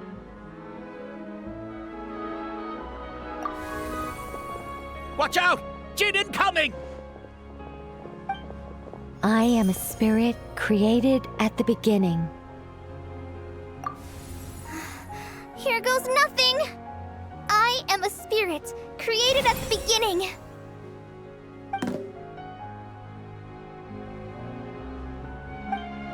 I am a flickering illusion. I am a flickering illusion.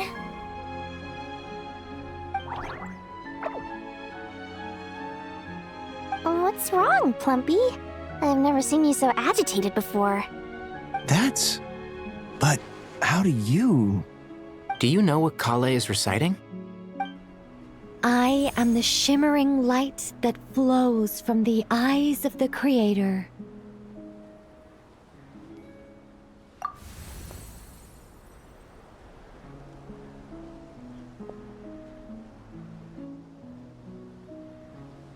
I am the shimmering light that flows from the eyes of the Creator!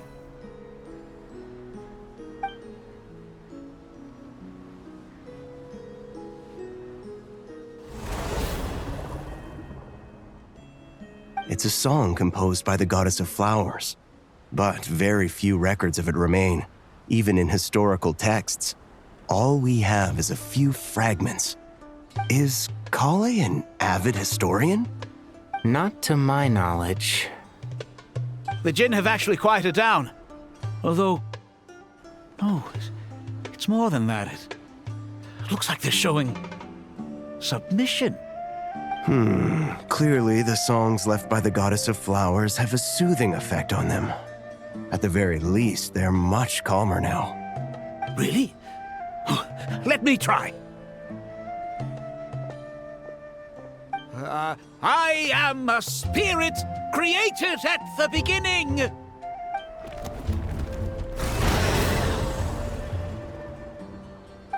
Don't stay away! I'll stop! I'll stop! It seems like the song only works when Kale recites it. But why? Kale.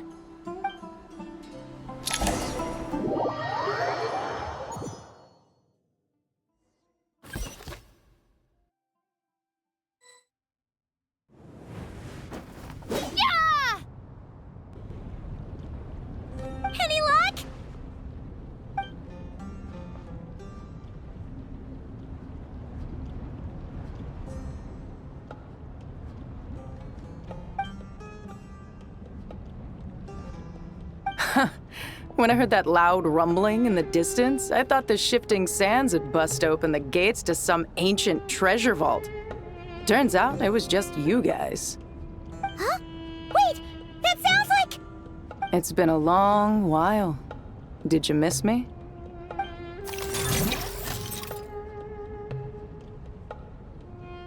Jet! Ben! Let's save the catching up for later.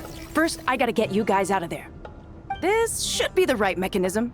Ben, can you handle it?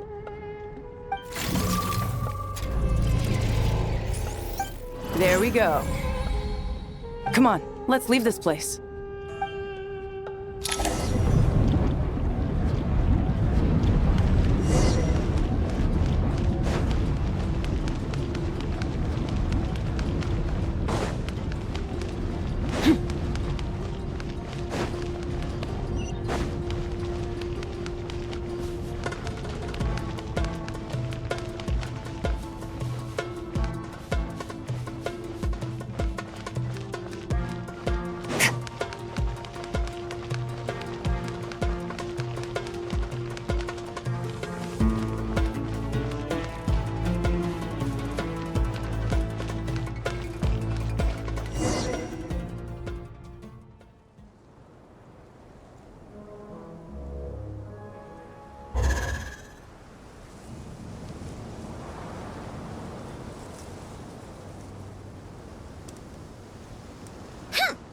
Fatui sure made themselves scarce.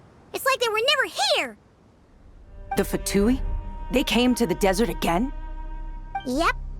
No idea what they're planning this time. They were being very coy about it. How have you been, Jet?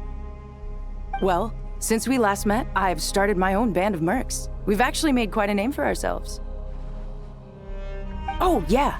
On a slightly different note, I have some good news. I finally took care of Masaira. Not much to write home about. It was just another day. Found his hideout. Dragged him out of his cozy little bed. He tried to talk me into seeing his point of view, as usual. But I'm way past that by now. There was nothing he could say to save his life. What about you guys? Bet you'd forgotten all about me and Ben, huh? Of course not! We're super duper best friends! Wow. Sounds like I should make time to visit some other nations too. Anyway, what brings you to Gurabad? Oh, right. I almost forgot. We're here to look for Lilupar. That bottle? Seriously? Yeah! We need her power to calm the Jinn and stop the sandstorms. Here's hoping we actually manage to find her, after all the trouble we've been through. Surely, with everything's been going on in Gurabad, she must have woken up, right? Only one way to find out.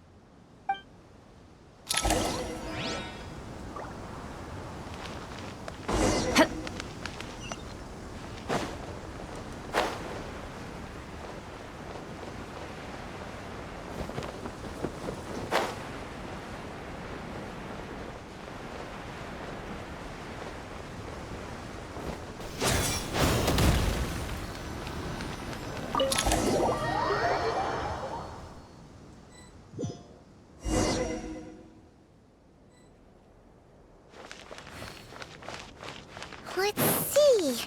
She should be around here Aha! Found her!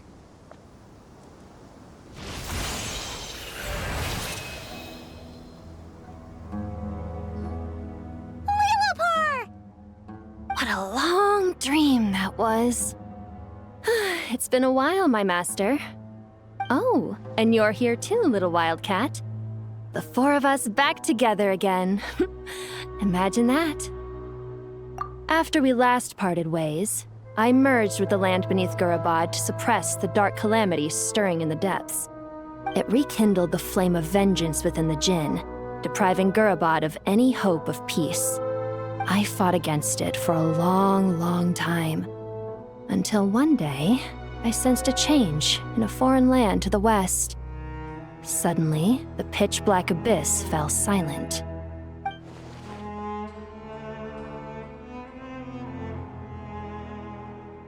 Once satisfied that dark power could no longer bewitch the Jinn, I too fell into a deep slumber, from which I have only now awoken. Why have you returned to Gurabad, my master? And why is my sand-swept homeland in disarray once more? Well, basically, Sumeru's in danger and a lot of our friends are affected. Some bad guys messed around with Irminsul and now they've released the Jinn in here. We managed to chase off the culprits, but we have no idea how to seal this place back up and stop the sandstorms. Child's play. I shall quell the Jinn and scatter the storms. Thank you, Lilupar. No need to thank me, my master. I have granted many wishes in my time, and this was the most trivial of them all.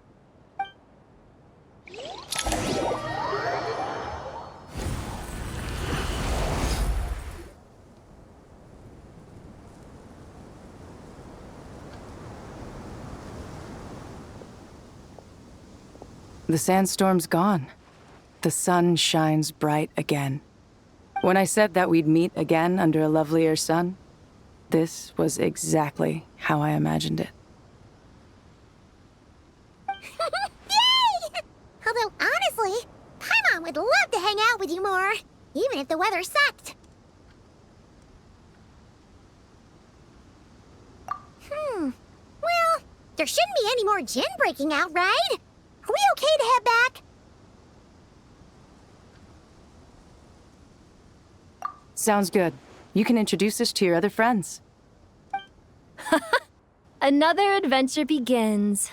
Lovely. The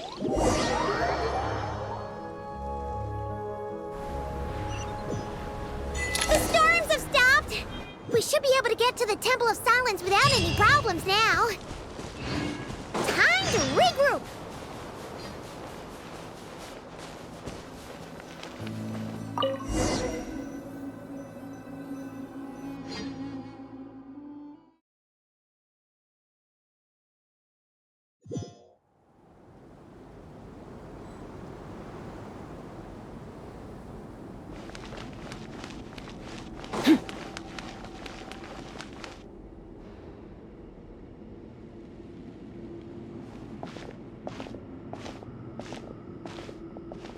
So, this is the Temple of Silence. I've heard the Nagarjanites mention it in passing, but I never imagined it would be this big. It's colossal. I thought the temple moved to the rainforest ages ago. When did they scamper back into the desert? I don't know. This plan sounds a little too risky for my liking. Even in King Deshret's day, this was experimental technology. We have no idea what could happen if we activate it. Well, unless you know of another viable alternative for the Akasha terminal, I'm afraid this is our only option. The plan is sound, and the risks are manageable. However, if we are to proceed, we must act quickly. The scale of this project is enormous. Even with Kave, Faruzan, and every other scholar of mechanics working on it full-time, the proposed modifications won't happen overnight.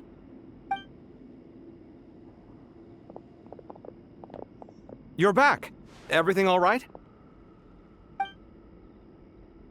And who are they? Friends of yours? Pretty much everyone in the Temple of Silence is. This guy's Kave, and the one next to him is Alhaitham. Hello, I'm Jet, and this is Lilupar. Oh, a famous name from the history books. Pleased to meet you. A friend of a friend is a friend of mine, as they say. Who's they? Huh? Do people not say that? Not in the desert. Friends you can trust, but friends of friends? Gotta keep an eye on them. Still, I do trust the Traveler's judgment. I'm sure you're good people. The sandstorms have calmed down. I take it the Gurabad problem is resolved? What did you find?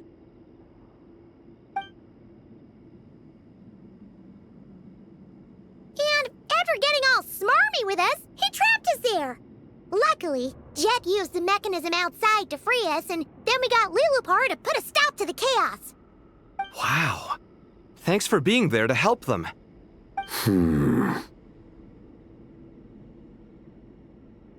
So, this mystery man openly admitted that he was merely a Harbinger subordinate.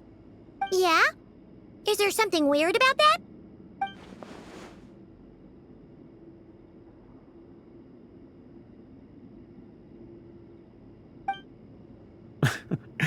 I assume you aren't naive enough to expect answers from an enemy. Well deduced. Our commander, Dottore, died in Nordkrai.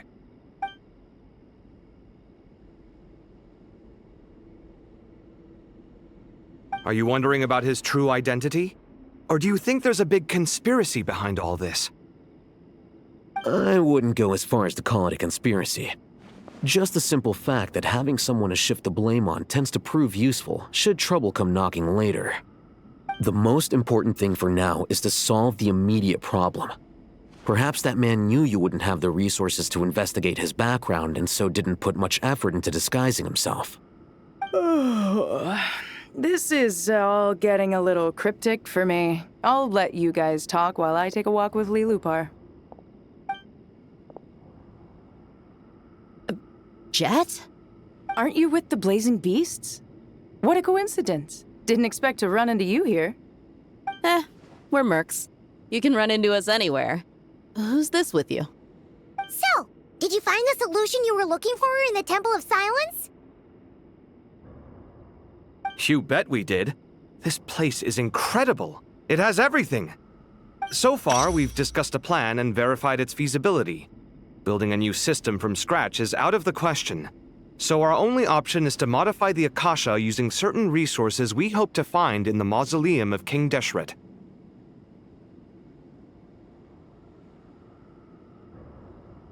According to certain sources in the Temple of Silence, there is a core device in King Deshret's mausoleum known as Aru. Little is known about this device in academic circles, which suggests it was hidden quite effectively. If these sources prove correct, the energy contained within Aru may be sufficient to power our Akasha renovation plan. However, this raises difficult questions regarding technological integration. The sages are still debating it. Yeah, but I'm sure they'll reach a compromise once they've argued it out. The people of the rainforest are always cautious when it comes to desert technology. But times of crisis like this leave us with little choice. Wait, Paimon has a question. Is this the same Aru we've heard of before? It's sealed off, right? Some sort of prison where the Goat King, Ibis King, and Crocodile King are locked up. Well remembered. Yes, that's exactly right. According to our records, Aru was the most brilliant creation King Deshret ever conceived of. Built by divine and mortal artisans working together. It was a miraculous accomplishment, and it lies hidden deep within the king's mausoleum to this day.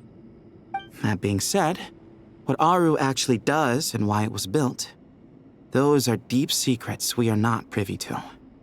Until recently, I wouldn't have been optimistic that the place even exists.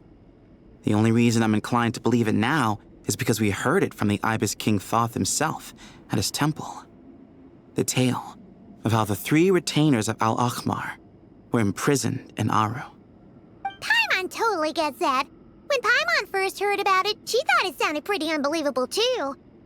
Do you guys still remember that? The Ibis King told us they were trapped in Aru and that they had to answer 3 questions to get out. I think I remember. What causes our rise and fall? What obliterates love and hate? And what determines truth and falsehood? Those were the 3 questions, right? Yeah. If only Nefer were here. She's dealt with the Ibis King before, so she might know more. Oh, Nefer's a friend we met in Nordkrai. Nordkrai? Funny. She showed up here earlier. Huh? Yeah. Had another lady with her, too. Both said they knew you. They contacted the sages, claiming they might be able to offer some assistance. Really? They came here to help out? Yes, really. It was just before you got back. One of them said she's made Nod cry her home. If she's the person you were talking about, then... Looks like betting on Aru was the right choice. See? They're right over there. Nicole! Never! Why, hello! We're here to help.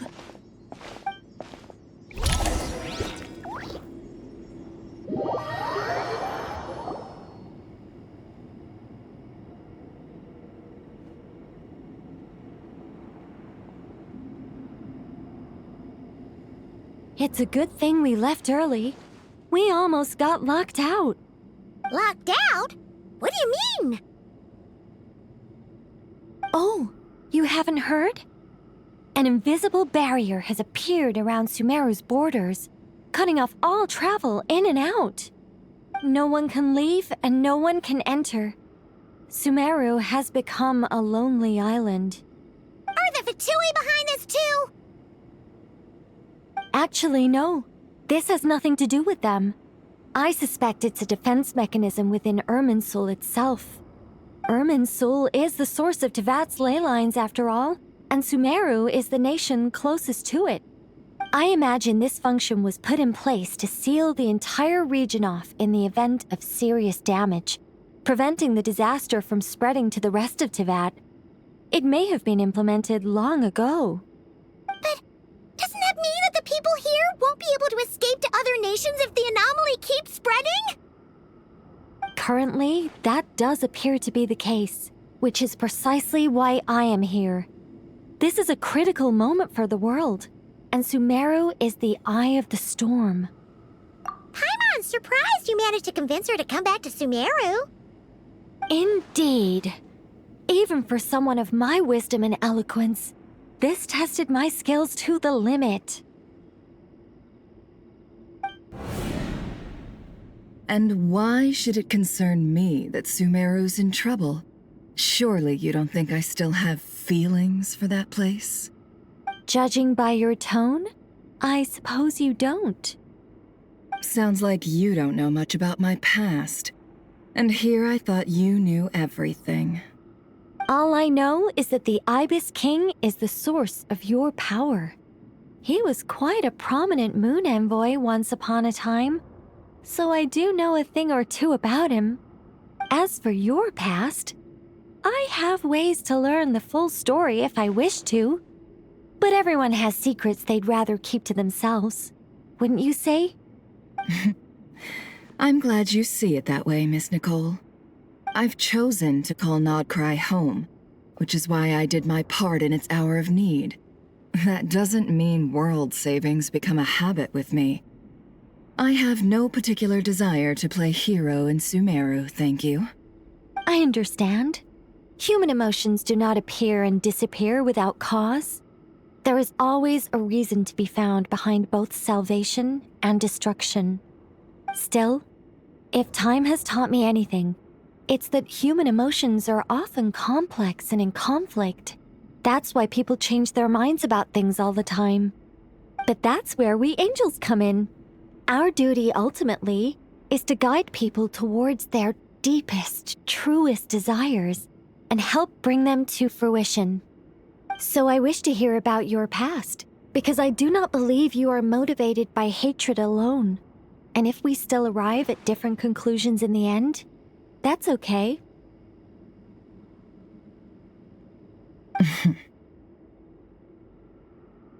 I refuse. Wait, what? But I set the atmosphere and everything.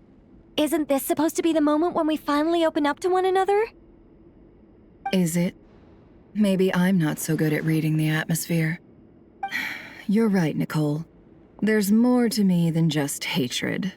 Had it consumed me, I'd be left stuck in the past forever, never living in the present. But I don't think that your guidance can change my mind. The all-consuming sands, the bloodshed, both deserved and undeserved. Those old emotions cling to me like a shadow. Do you wish to shake them off? No. I hope to remember them forever. Those emotions and memories shaped me into the person I am today. They'll always be a part of me. In that case, would you like to hear my perspective, at least? Sure. It's not every day you get to hear an angel's opinion. A long, long time ago, when the angels still walked freely upon the earth, I found life tedious. Monotonous work, lukewarm relationships. Things weren't nearly as interesting as they are now.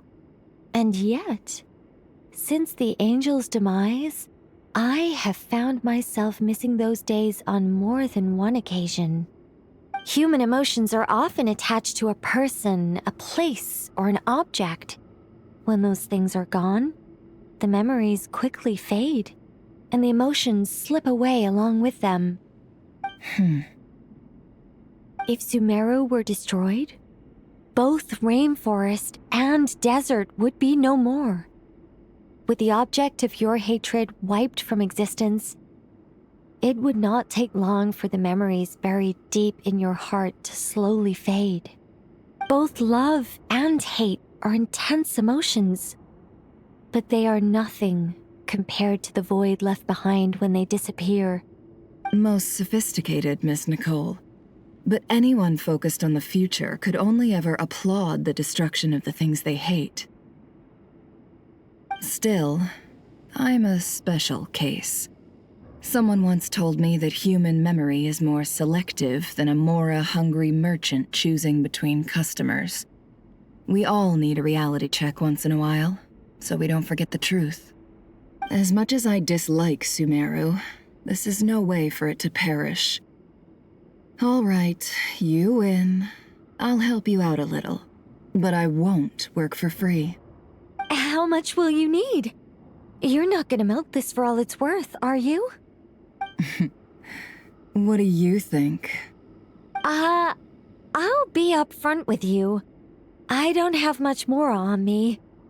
If that's what you need, I could borrow some from Alice. Or perhaps I could pay in sculptures. The ones I carve are actually worth quite a lot. Just cover my travel expenses. Huh? Is that all? That's all. Given all the people I owe favors to, I can just about justify a trip to Sumeru. Yehoda! Here, boss! What do you need? I'm going back to Sumeru for a while. While I'm away, you'll be in charge of the curatorium. Me? I'm in charge? Whoa! Don't worry, boss. You can count on me! And that was how the ingenious Angel Nicole brought you the perfect person for the job in your hour of need. Hip hip hooray! That was far more detailed than necessary.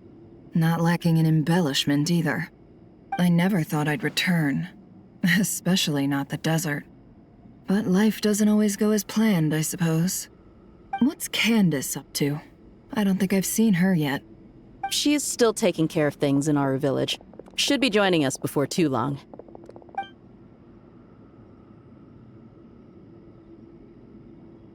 Oh, and sorry. Hope we're not interrupting anything. We have some good news, though. We're planning to go to the mausoleum of King Deshret to look for the legendary Aru, then use it to try and restore the Akasha system. According to records in the Temple of Silence, the mausoleum houses something called Aru's Chute, which can be used to establish connection with Aru. We still have some time before we leave, so there's no rush. By the way, who are these two new faces? Just call me Nefer. I'm based in Nodcry. Did I hear you mention Aru? Correct. Well, I happen to have a connection with one of the 3 retainers imprisoned inside, the Ibis King. I'm here to get things done, so if you don't mind, I think I should come with you. That sounds perfect. Miss Nefer, are you from the desert by any chance? Why do you ask? I don't know. There's a familiar air about you. Plus, you mentioned Candace. Sorry, I don't mean to pry. It was just a random thought. I'm Dia, an eremite mercenary. My work usually keeps me out in the desert. I'm on good terms with Dory, and she's mentioned you all before. It's nice to finally put faces to the names. However, my associate here is probably less well acquainted with you. Why don't you all introduce yourselves? Actually, I'm a little better acquainted than you might think. Huh? Huh. Are my eyes playing tricks on me? It looked like you spoke without moving your mouth. Ventriloquism. I have heard tell of it before. What is it, Kale? It's you! You're the voice who's been speaking in my head, aren't you? You encouraged me to report my dreams to the Dendro Archon, and got me to recite that magic prayer. Mm-hmm. I have many titles, but let's go with the most pertinent one. I am Nicole Rain, an angel who has lived since ancient times. An angel? Sounds like a big deal, but, what exactly is an angel? Oh, Well, we're a rather long-living race of beings. Not gods, technically, but we can still tell you a lot of stories from ancient history. Yep, and she's also an amazing sculptor. You could say she's a real creative type. Well, ma'am, if both the Traveler and Paimon give you rave reviews, you must be pretty impressive. Oh, please don't call me ma'am. I find it so awkward when people get too formal with me. Just relax and be yourselves. No need to be nervous. Miss Nicole, if it's okay, could I ask you a few questions? Yes, you may. I can see your heart is filled with confusion, and you are desperate for answers. I also know which questions you want to ask me. Why did you dream of Sumeru City in disarray? Why did those verses soothe the Jinn only when recited by you? I can guide you to the truth, but it involves a personal secret of yours. I'd prefer to speak with you alone, if possible.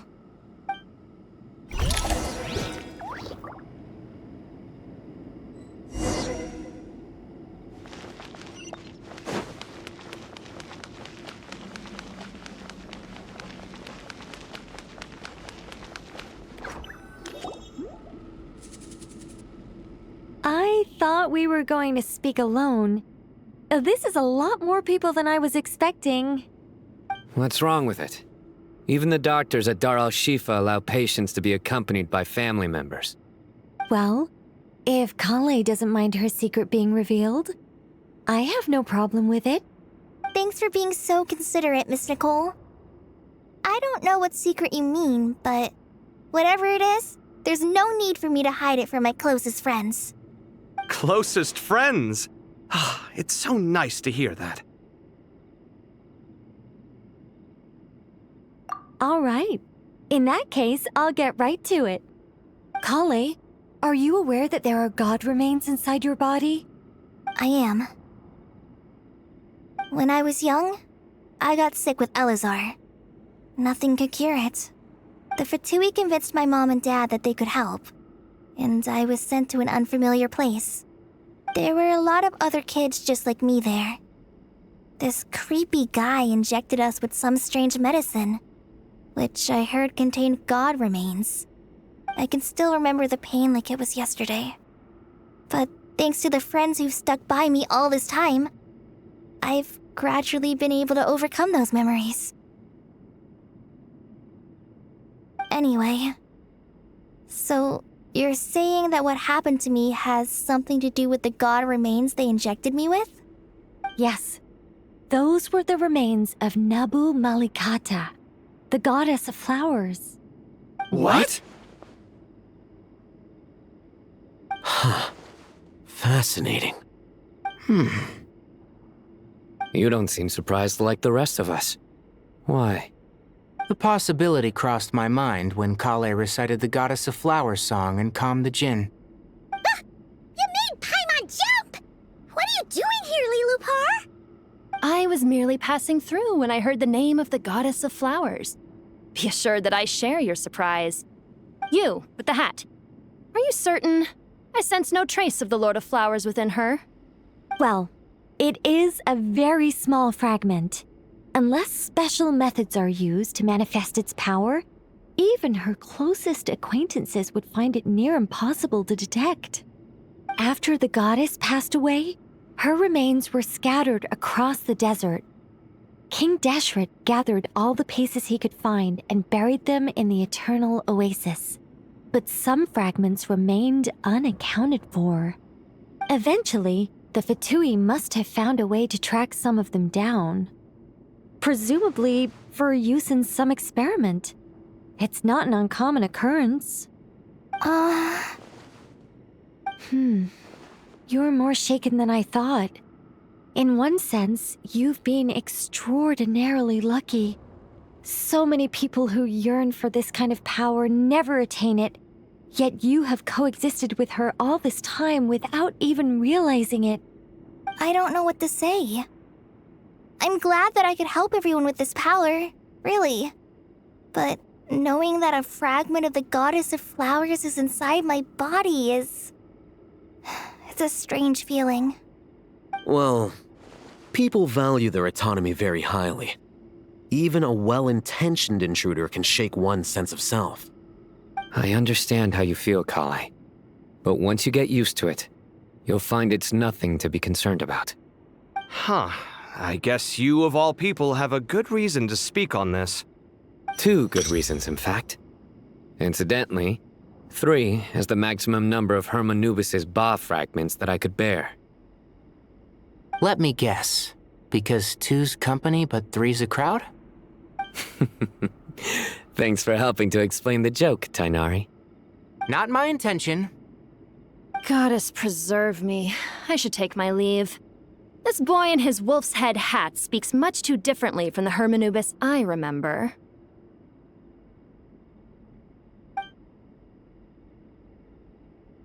Kale, all I'm trying to say is, no matter how many Hermanubis fragments there are within me, you wouldn't think of me as Hermanubis. In the same way, you are simply you. Yeah, I know what you mean. So about that dream I had, was it a warning from the Goddess of Flowers? Yes. Just like me, she was an angel created by the primordial humans, born with the instinct to guide living beings.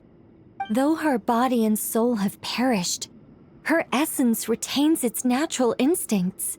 Even her smallest remaining fragments would do their utmost to send you that warning. The Mother of Dreams? Lord of Flowers and Oases?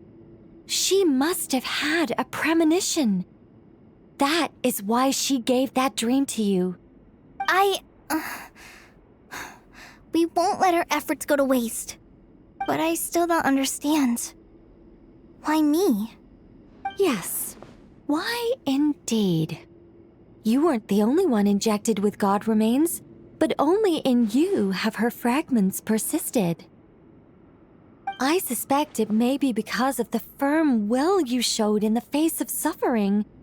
She was likely assimilated by that will. Of course, this doesn't mean you have to shoulder any extra responsibility. As this young man said, you are who you are, and that will not change. All right, any further questions from the family members of the patient? If not, we should head to the mausoleum of King Deshret. Let's move out.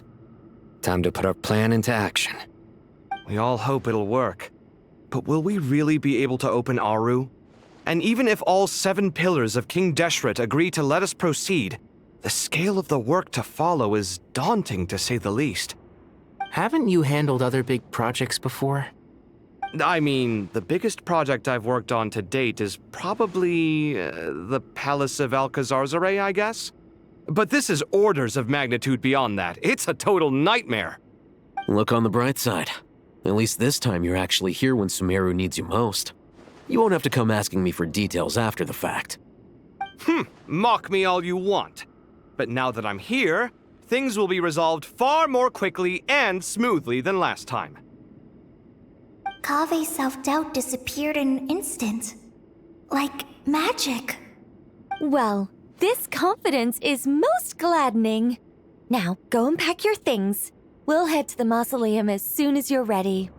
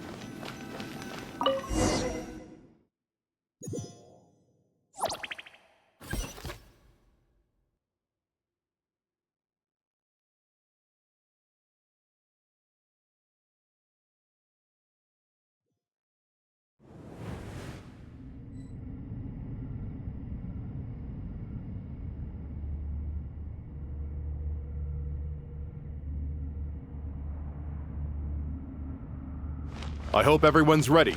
We'll be arriving at our destination very shortly.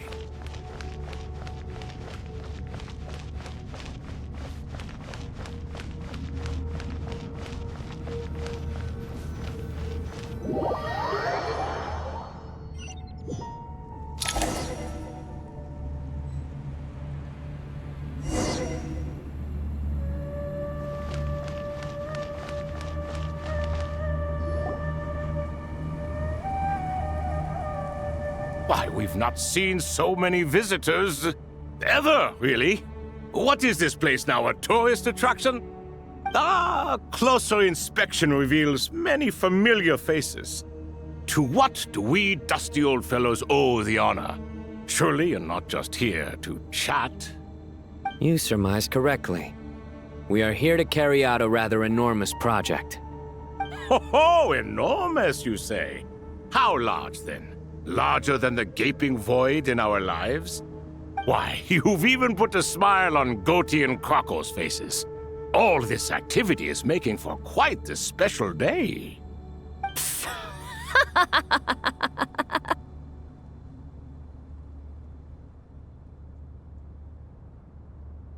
I know that laugh. Lilipar? What on earth are you doing here? Oh, this is hilarious. Turns out good things really do come to those who wait, as long as you stay alive long enough. When did you three get locked up in here? And still you act all high and mighty, putting on a show for the younglings. Truly hysterical. Why, you...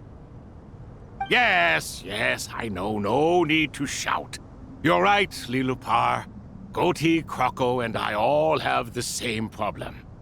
But didn't King Deshret seal you away? How did you break free, and how did you get in here? Who knows? Perhaps you can ask my master one day, should you ever get the chance. Behold, the executioners of old. Some have turned into fragments residing in human bodies, and others are imprisoned eternally, leaving not a single shard behind. It's almost tragic, watching lowly prisoners like you act all self-important. Curiosity gnaws at you, doesn't it? Your interest in the outside world threatens to burst you at the seams. Turf. I'm starting to take a liking to this magic bottle lady. Time is of the essence. Let's get down to business. We come to you, O three ancient lords, to request your assistance on behalf of the Academia. If we can help you regain your freedom, then please consider lending us your aid. As for precisely what we need your help with, it's a long story. So, to demonstrate our sincerity, we are prepared to first resolve the problems that plague the three of you. All right, stop arguing, Crocco. And Goatee, don't you start. What's the harm in letting her speak? It's not worth getting so angry about. Forget about her. The 3 questions are the crucial thing here. But do you really have a way to answer them? You once answered the final question, Nefer, but the seal did not open. Unless, with the passage of time, you have found a new answer? You could say so. When you first asked me what determines truth and falsehood, my answer was a liar's soul. Liars are the best at seeing through the falsehoods of the world. But if you want them to tell you the truth, you have to reach their soul. I think that makes sense. I found it quite compelling myself, and I told Nefer so. Unfortunately, it brought us no closer to liberation. Well, that's simply because it was my answer, not the one King Deshret was looking for. Can you guess which answer Al-Ahmar wanted then? Time. And that's not only the answer to the final question, it's the answer to all 3 of them. All things wax and wane with the passage of time. Love and hate eventually fade into nothing. Current affairs are always fraught with conflict and controversy. Only time can distinguish between right and wrong. You once described King Deshret as a proud man. I'd say that the prouder someone is, the more inclined they are to believe that only time is qualified to be their judge. Time. Well. Indeed. Perhaps in building Aru, our king was in fact attempting to reverse time, to bring love and hate, right and wrong, the rise and fall of all things back to their point of origin.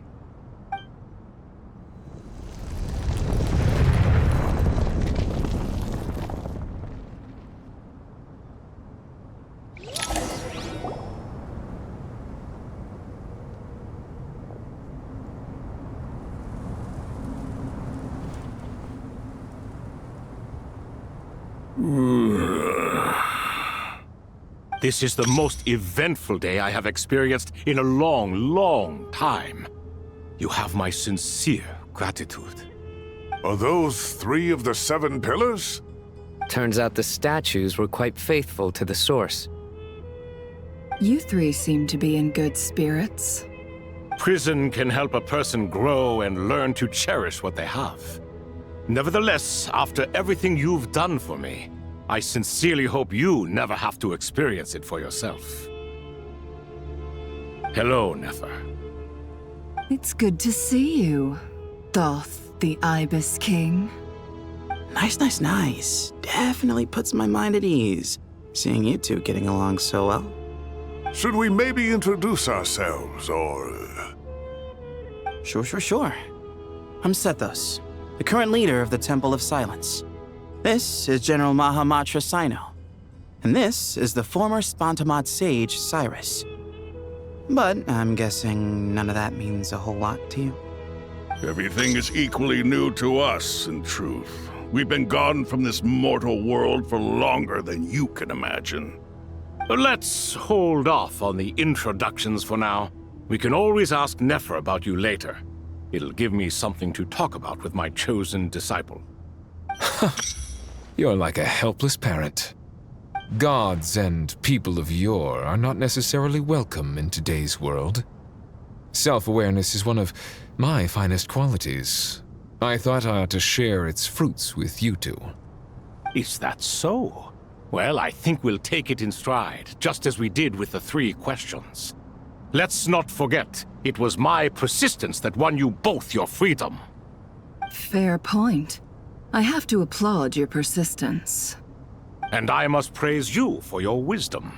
Now, state your wishes, young ones. I'm sorry? Why, your tremendous accomplishments deserve a reward, do they not? You must let us do something for you in return. General Mahamatra, what do you think? I won't beat around the bush. Sumeru is facing a crisis the likes of which have never been seen before. And we need your help. Every calamity throughout the ages has been connected to us in one way or another, whether we were its cause or consequence. Whatever is wrong with Irminsul, it severely affected the Dendro Archon. She fell into a coma and is currently receiving treatment from the Dendro Dragon. The Dendro Dragon? I'm sorry, the Dendro Dragon is helping to heal the Dendro Archon? Not a pep, surely. Not vicious, cruel a pep who possesses no virtues aside from her basic instincts. Ah, good heavens. Oh, I shudder to think what could have caused Lesser Lord Kusanali to suffer such a plight. Still, why would the Dendro Dragon lend you her aid? She has always held nothing but contempt for the Archons. I suppose she and Kusanali must have some history.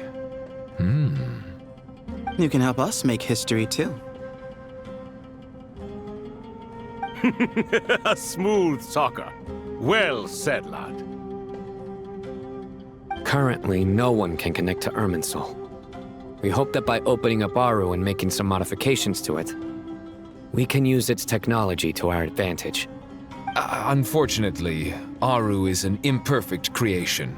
King Deshret never managed to realize his full vision before his death.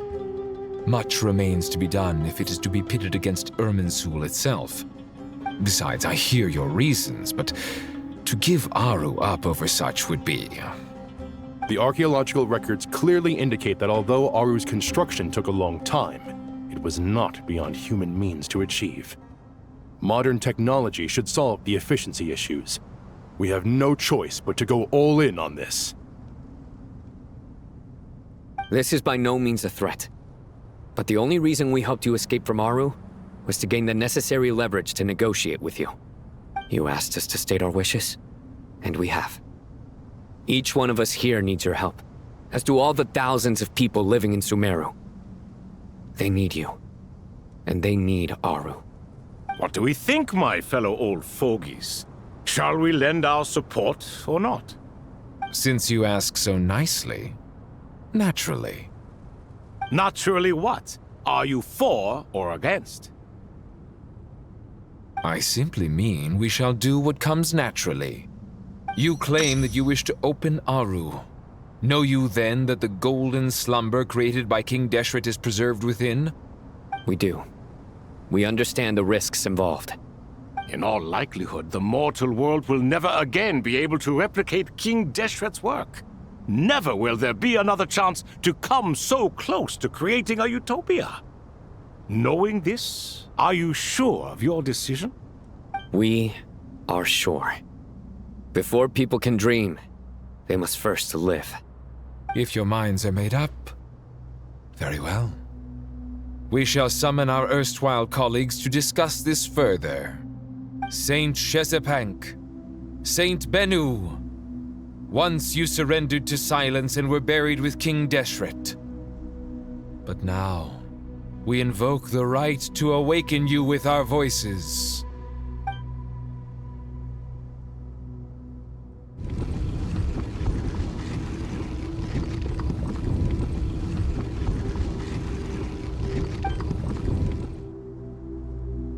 Saint Bennu, responding to your call. 3 kings detected. Initiating autonomous will. Saint Shezbank, responding to your call. 3 kings detected. Initiating autonomous will. Ah, Lord Herreshoff. What a long time it has been. I trust you are keeping well. Then your trust in my well-being has long outlived your physical body. You have always opened with that same phrase, in life, death, and now even beyond. Al-Akmar is long gone. What is the reason for this meeting? You're awake? Good. We are voting on whether to give the people of present-day Sumeru access to Aru and permit them to perform technological renovations. You have the right to support or oppose the motion. Aru is the pride of Al-Ahmar. Opening Aru requires the unanimous consent of the 7 pillars. I hope you have a convincing reason to present to us. Sumeru is currently in the midst of a major calamity. Let us not forget that while Al-Ahmar was a stern ruler, he was also a teacher of wisdom. A god without his people shall cease to exist, and King Deshret's greatest wish was to provide protection for his people. Let us then honor our God King's wishes as we consider our decision. I do not mean to mock these proceedings, but what is the point of a unanimous vote when we know that the last of the 7 pillars, the Dendro Dragon Apep, will never communicate with us? This will no doubt surprise your mechanical mind, and I have no intention of trying to persuade you it is true. But Apep is, in fact, healing the Dendro Archon as we speak. Huh? Can someone attest to this? Do we have any proof? I ask the 3 kings. Can any of you vouch for the truth of this claim? Naturally, the Ibis King, Thoth. What? It was Thoth's disciples who revealed the truth to us. We need not debate its veracity. Simply let Thoth bear accountability. That way the rest of us may have a clear conscience. Perish, you diabolical fiend! I awakened our former colleagues for you, supported your opinion, and backed your decision. What sort of fiend would do that? I miss the days when Hermanubis was still around. At times like this, he would offer to take accountability. What are you trying to say? Is my word worth less to you than Hermanubis's? Hypocrite though you are, Lord Thoth, you are humorous in equal measure. How could we bear not to associate with a character such as you? I, Saint Shezpank, approve the Goat King's proposal. Since King Deshret is no more, we shall receive no reprimand for acting beyond our remit. Nevertheless, I sincerely hope that those before us understand the significance of what they intend to do. Remember, the moment that Aru is liberated, the myriad souls residing within the Golden Slumber will return to the ley lines. And once the ley lines flow again, these souls shall in turn be received by Irminsul. To take this step is to bring the perfect afterlife created by our king to a permanent end. We understand that well, and we have decided to proceed regardless. Furthermore, the contemporary human perspective would contend that confining souls in this way is no act of benevolence. The deceased have a right to rest in peace. King Deshret's creation is clearly a place of rest and peace. It is just that many do not see it this way. But no matter. Saint Binu approves. Hermanubis' representative and the Dendro Dragon Apep made their choice ahead of time, while the Goat King, Ibis King, and Crocodile King have also granted permission to liberate Aru.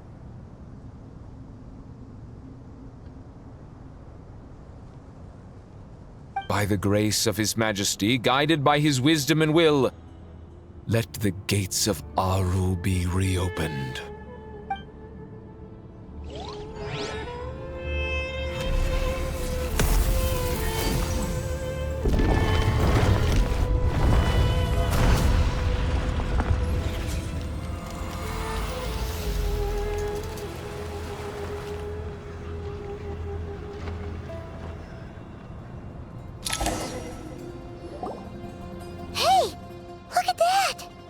What's this? Are we under attack? No. Wait, it's...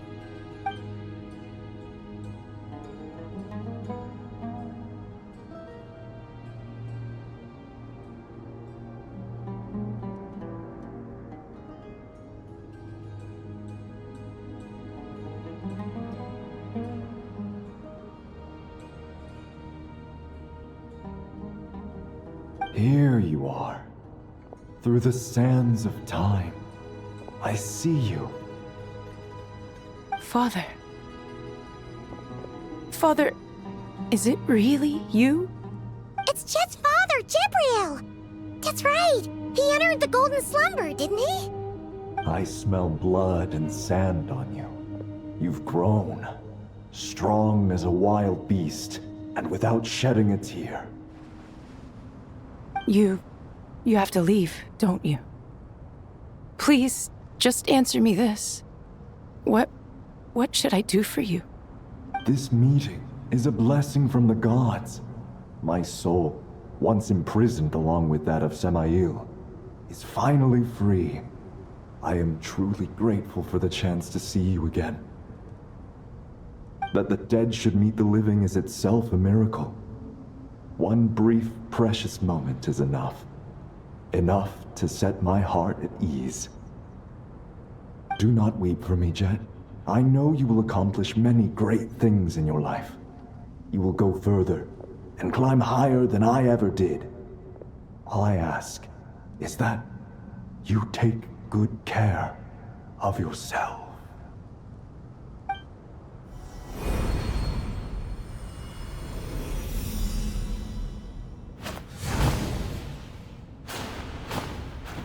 Father! Father! Father. Hey, Jet. Do you want something to eat? Maybe it'll help you feel better. I'm fine. Thanks, Paimon. It was just a little sudden. The chance to see my father again meant the world to me. He was trapped in the golden slumber for our sake. And now, after all this time, he can finally rest in peace. I'm glad. It's a huge relief. You've grown strong, Jet. More than enough to fend for yourself. Yeah. I'll leave the past in my memory where it belongs. My family, the good times and the bad. Goodbye, Father.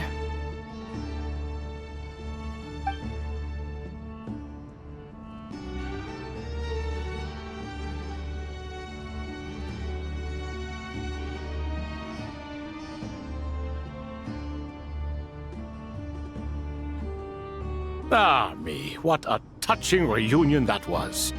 It seems we did a good deed today.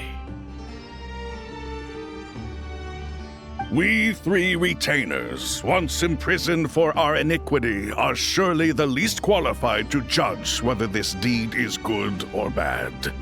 Either way, Aru is open.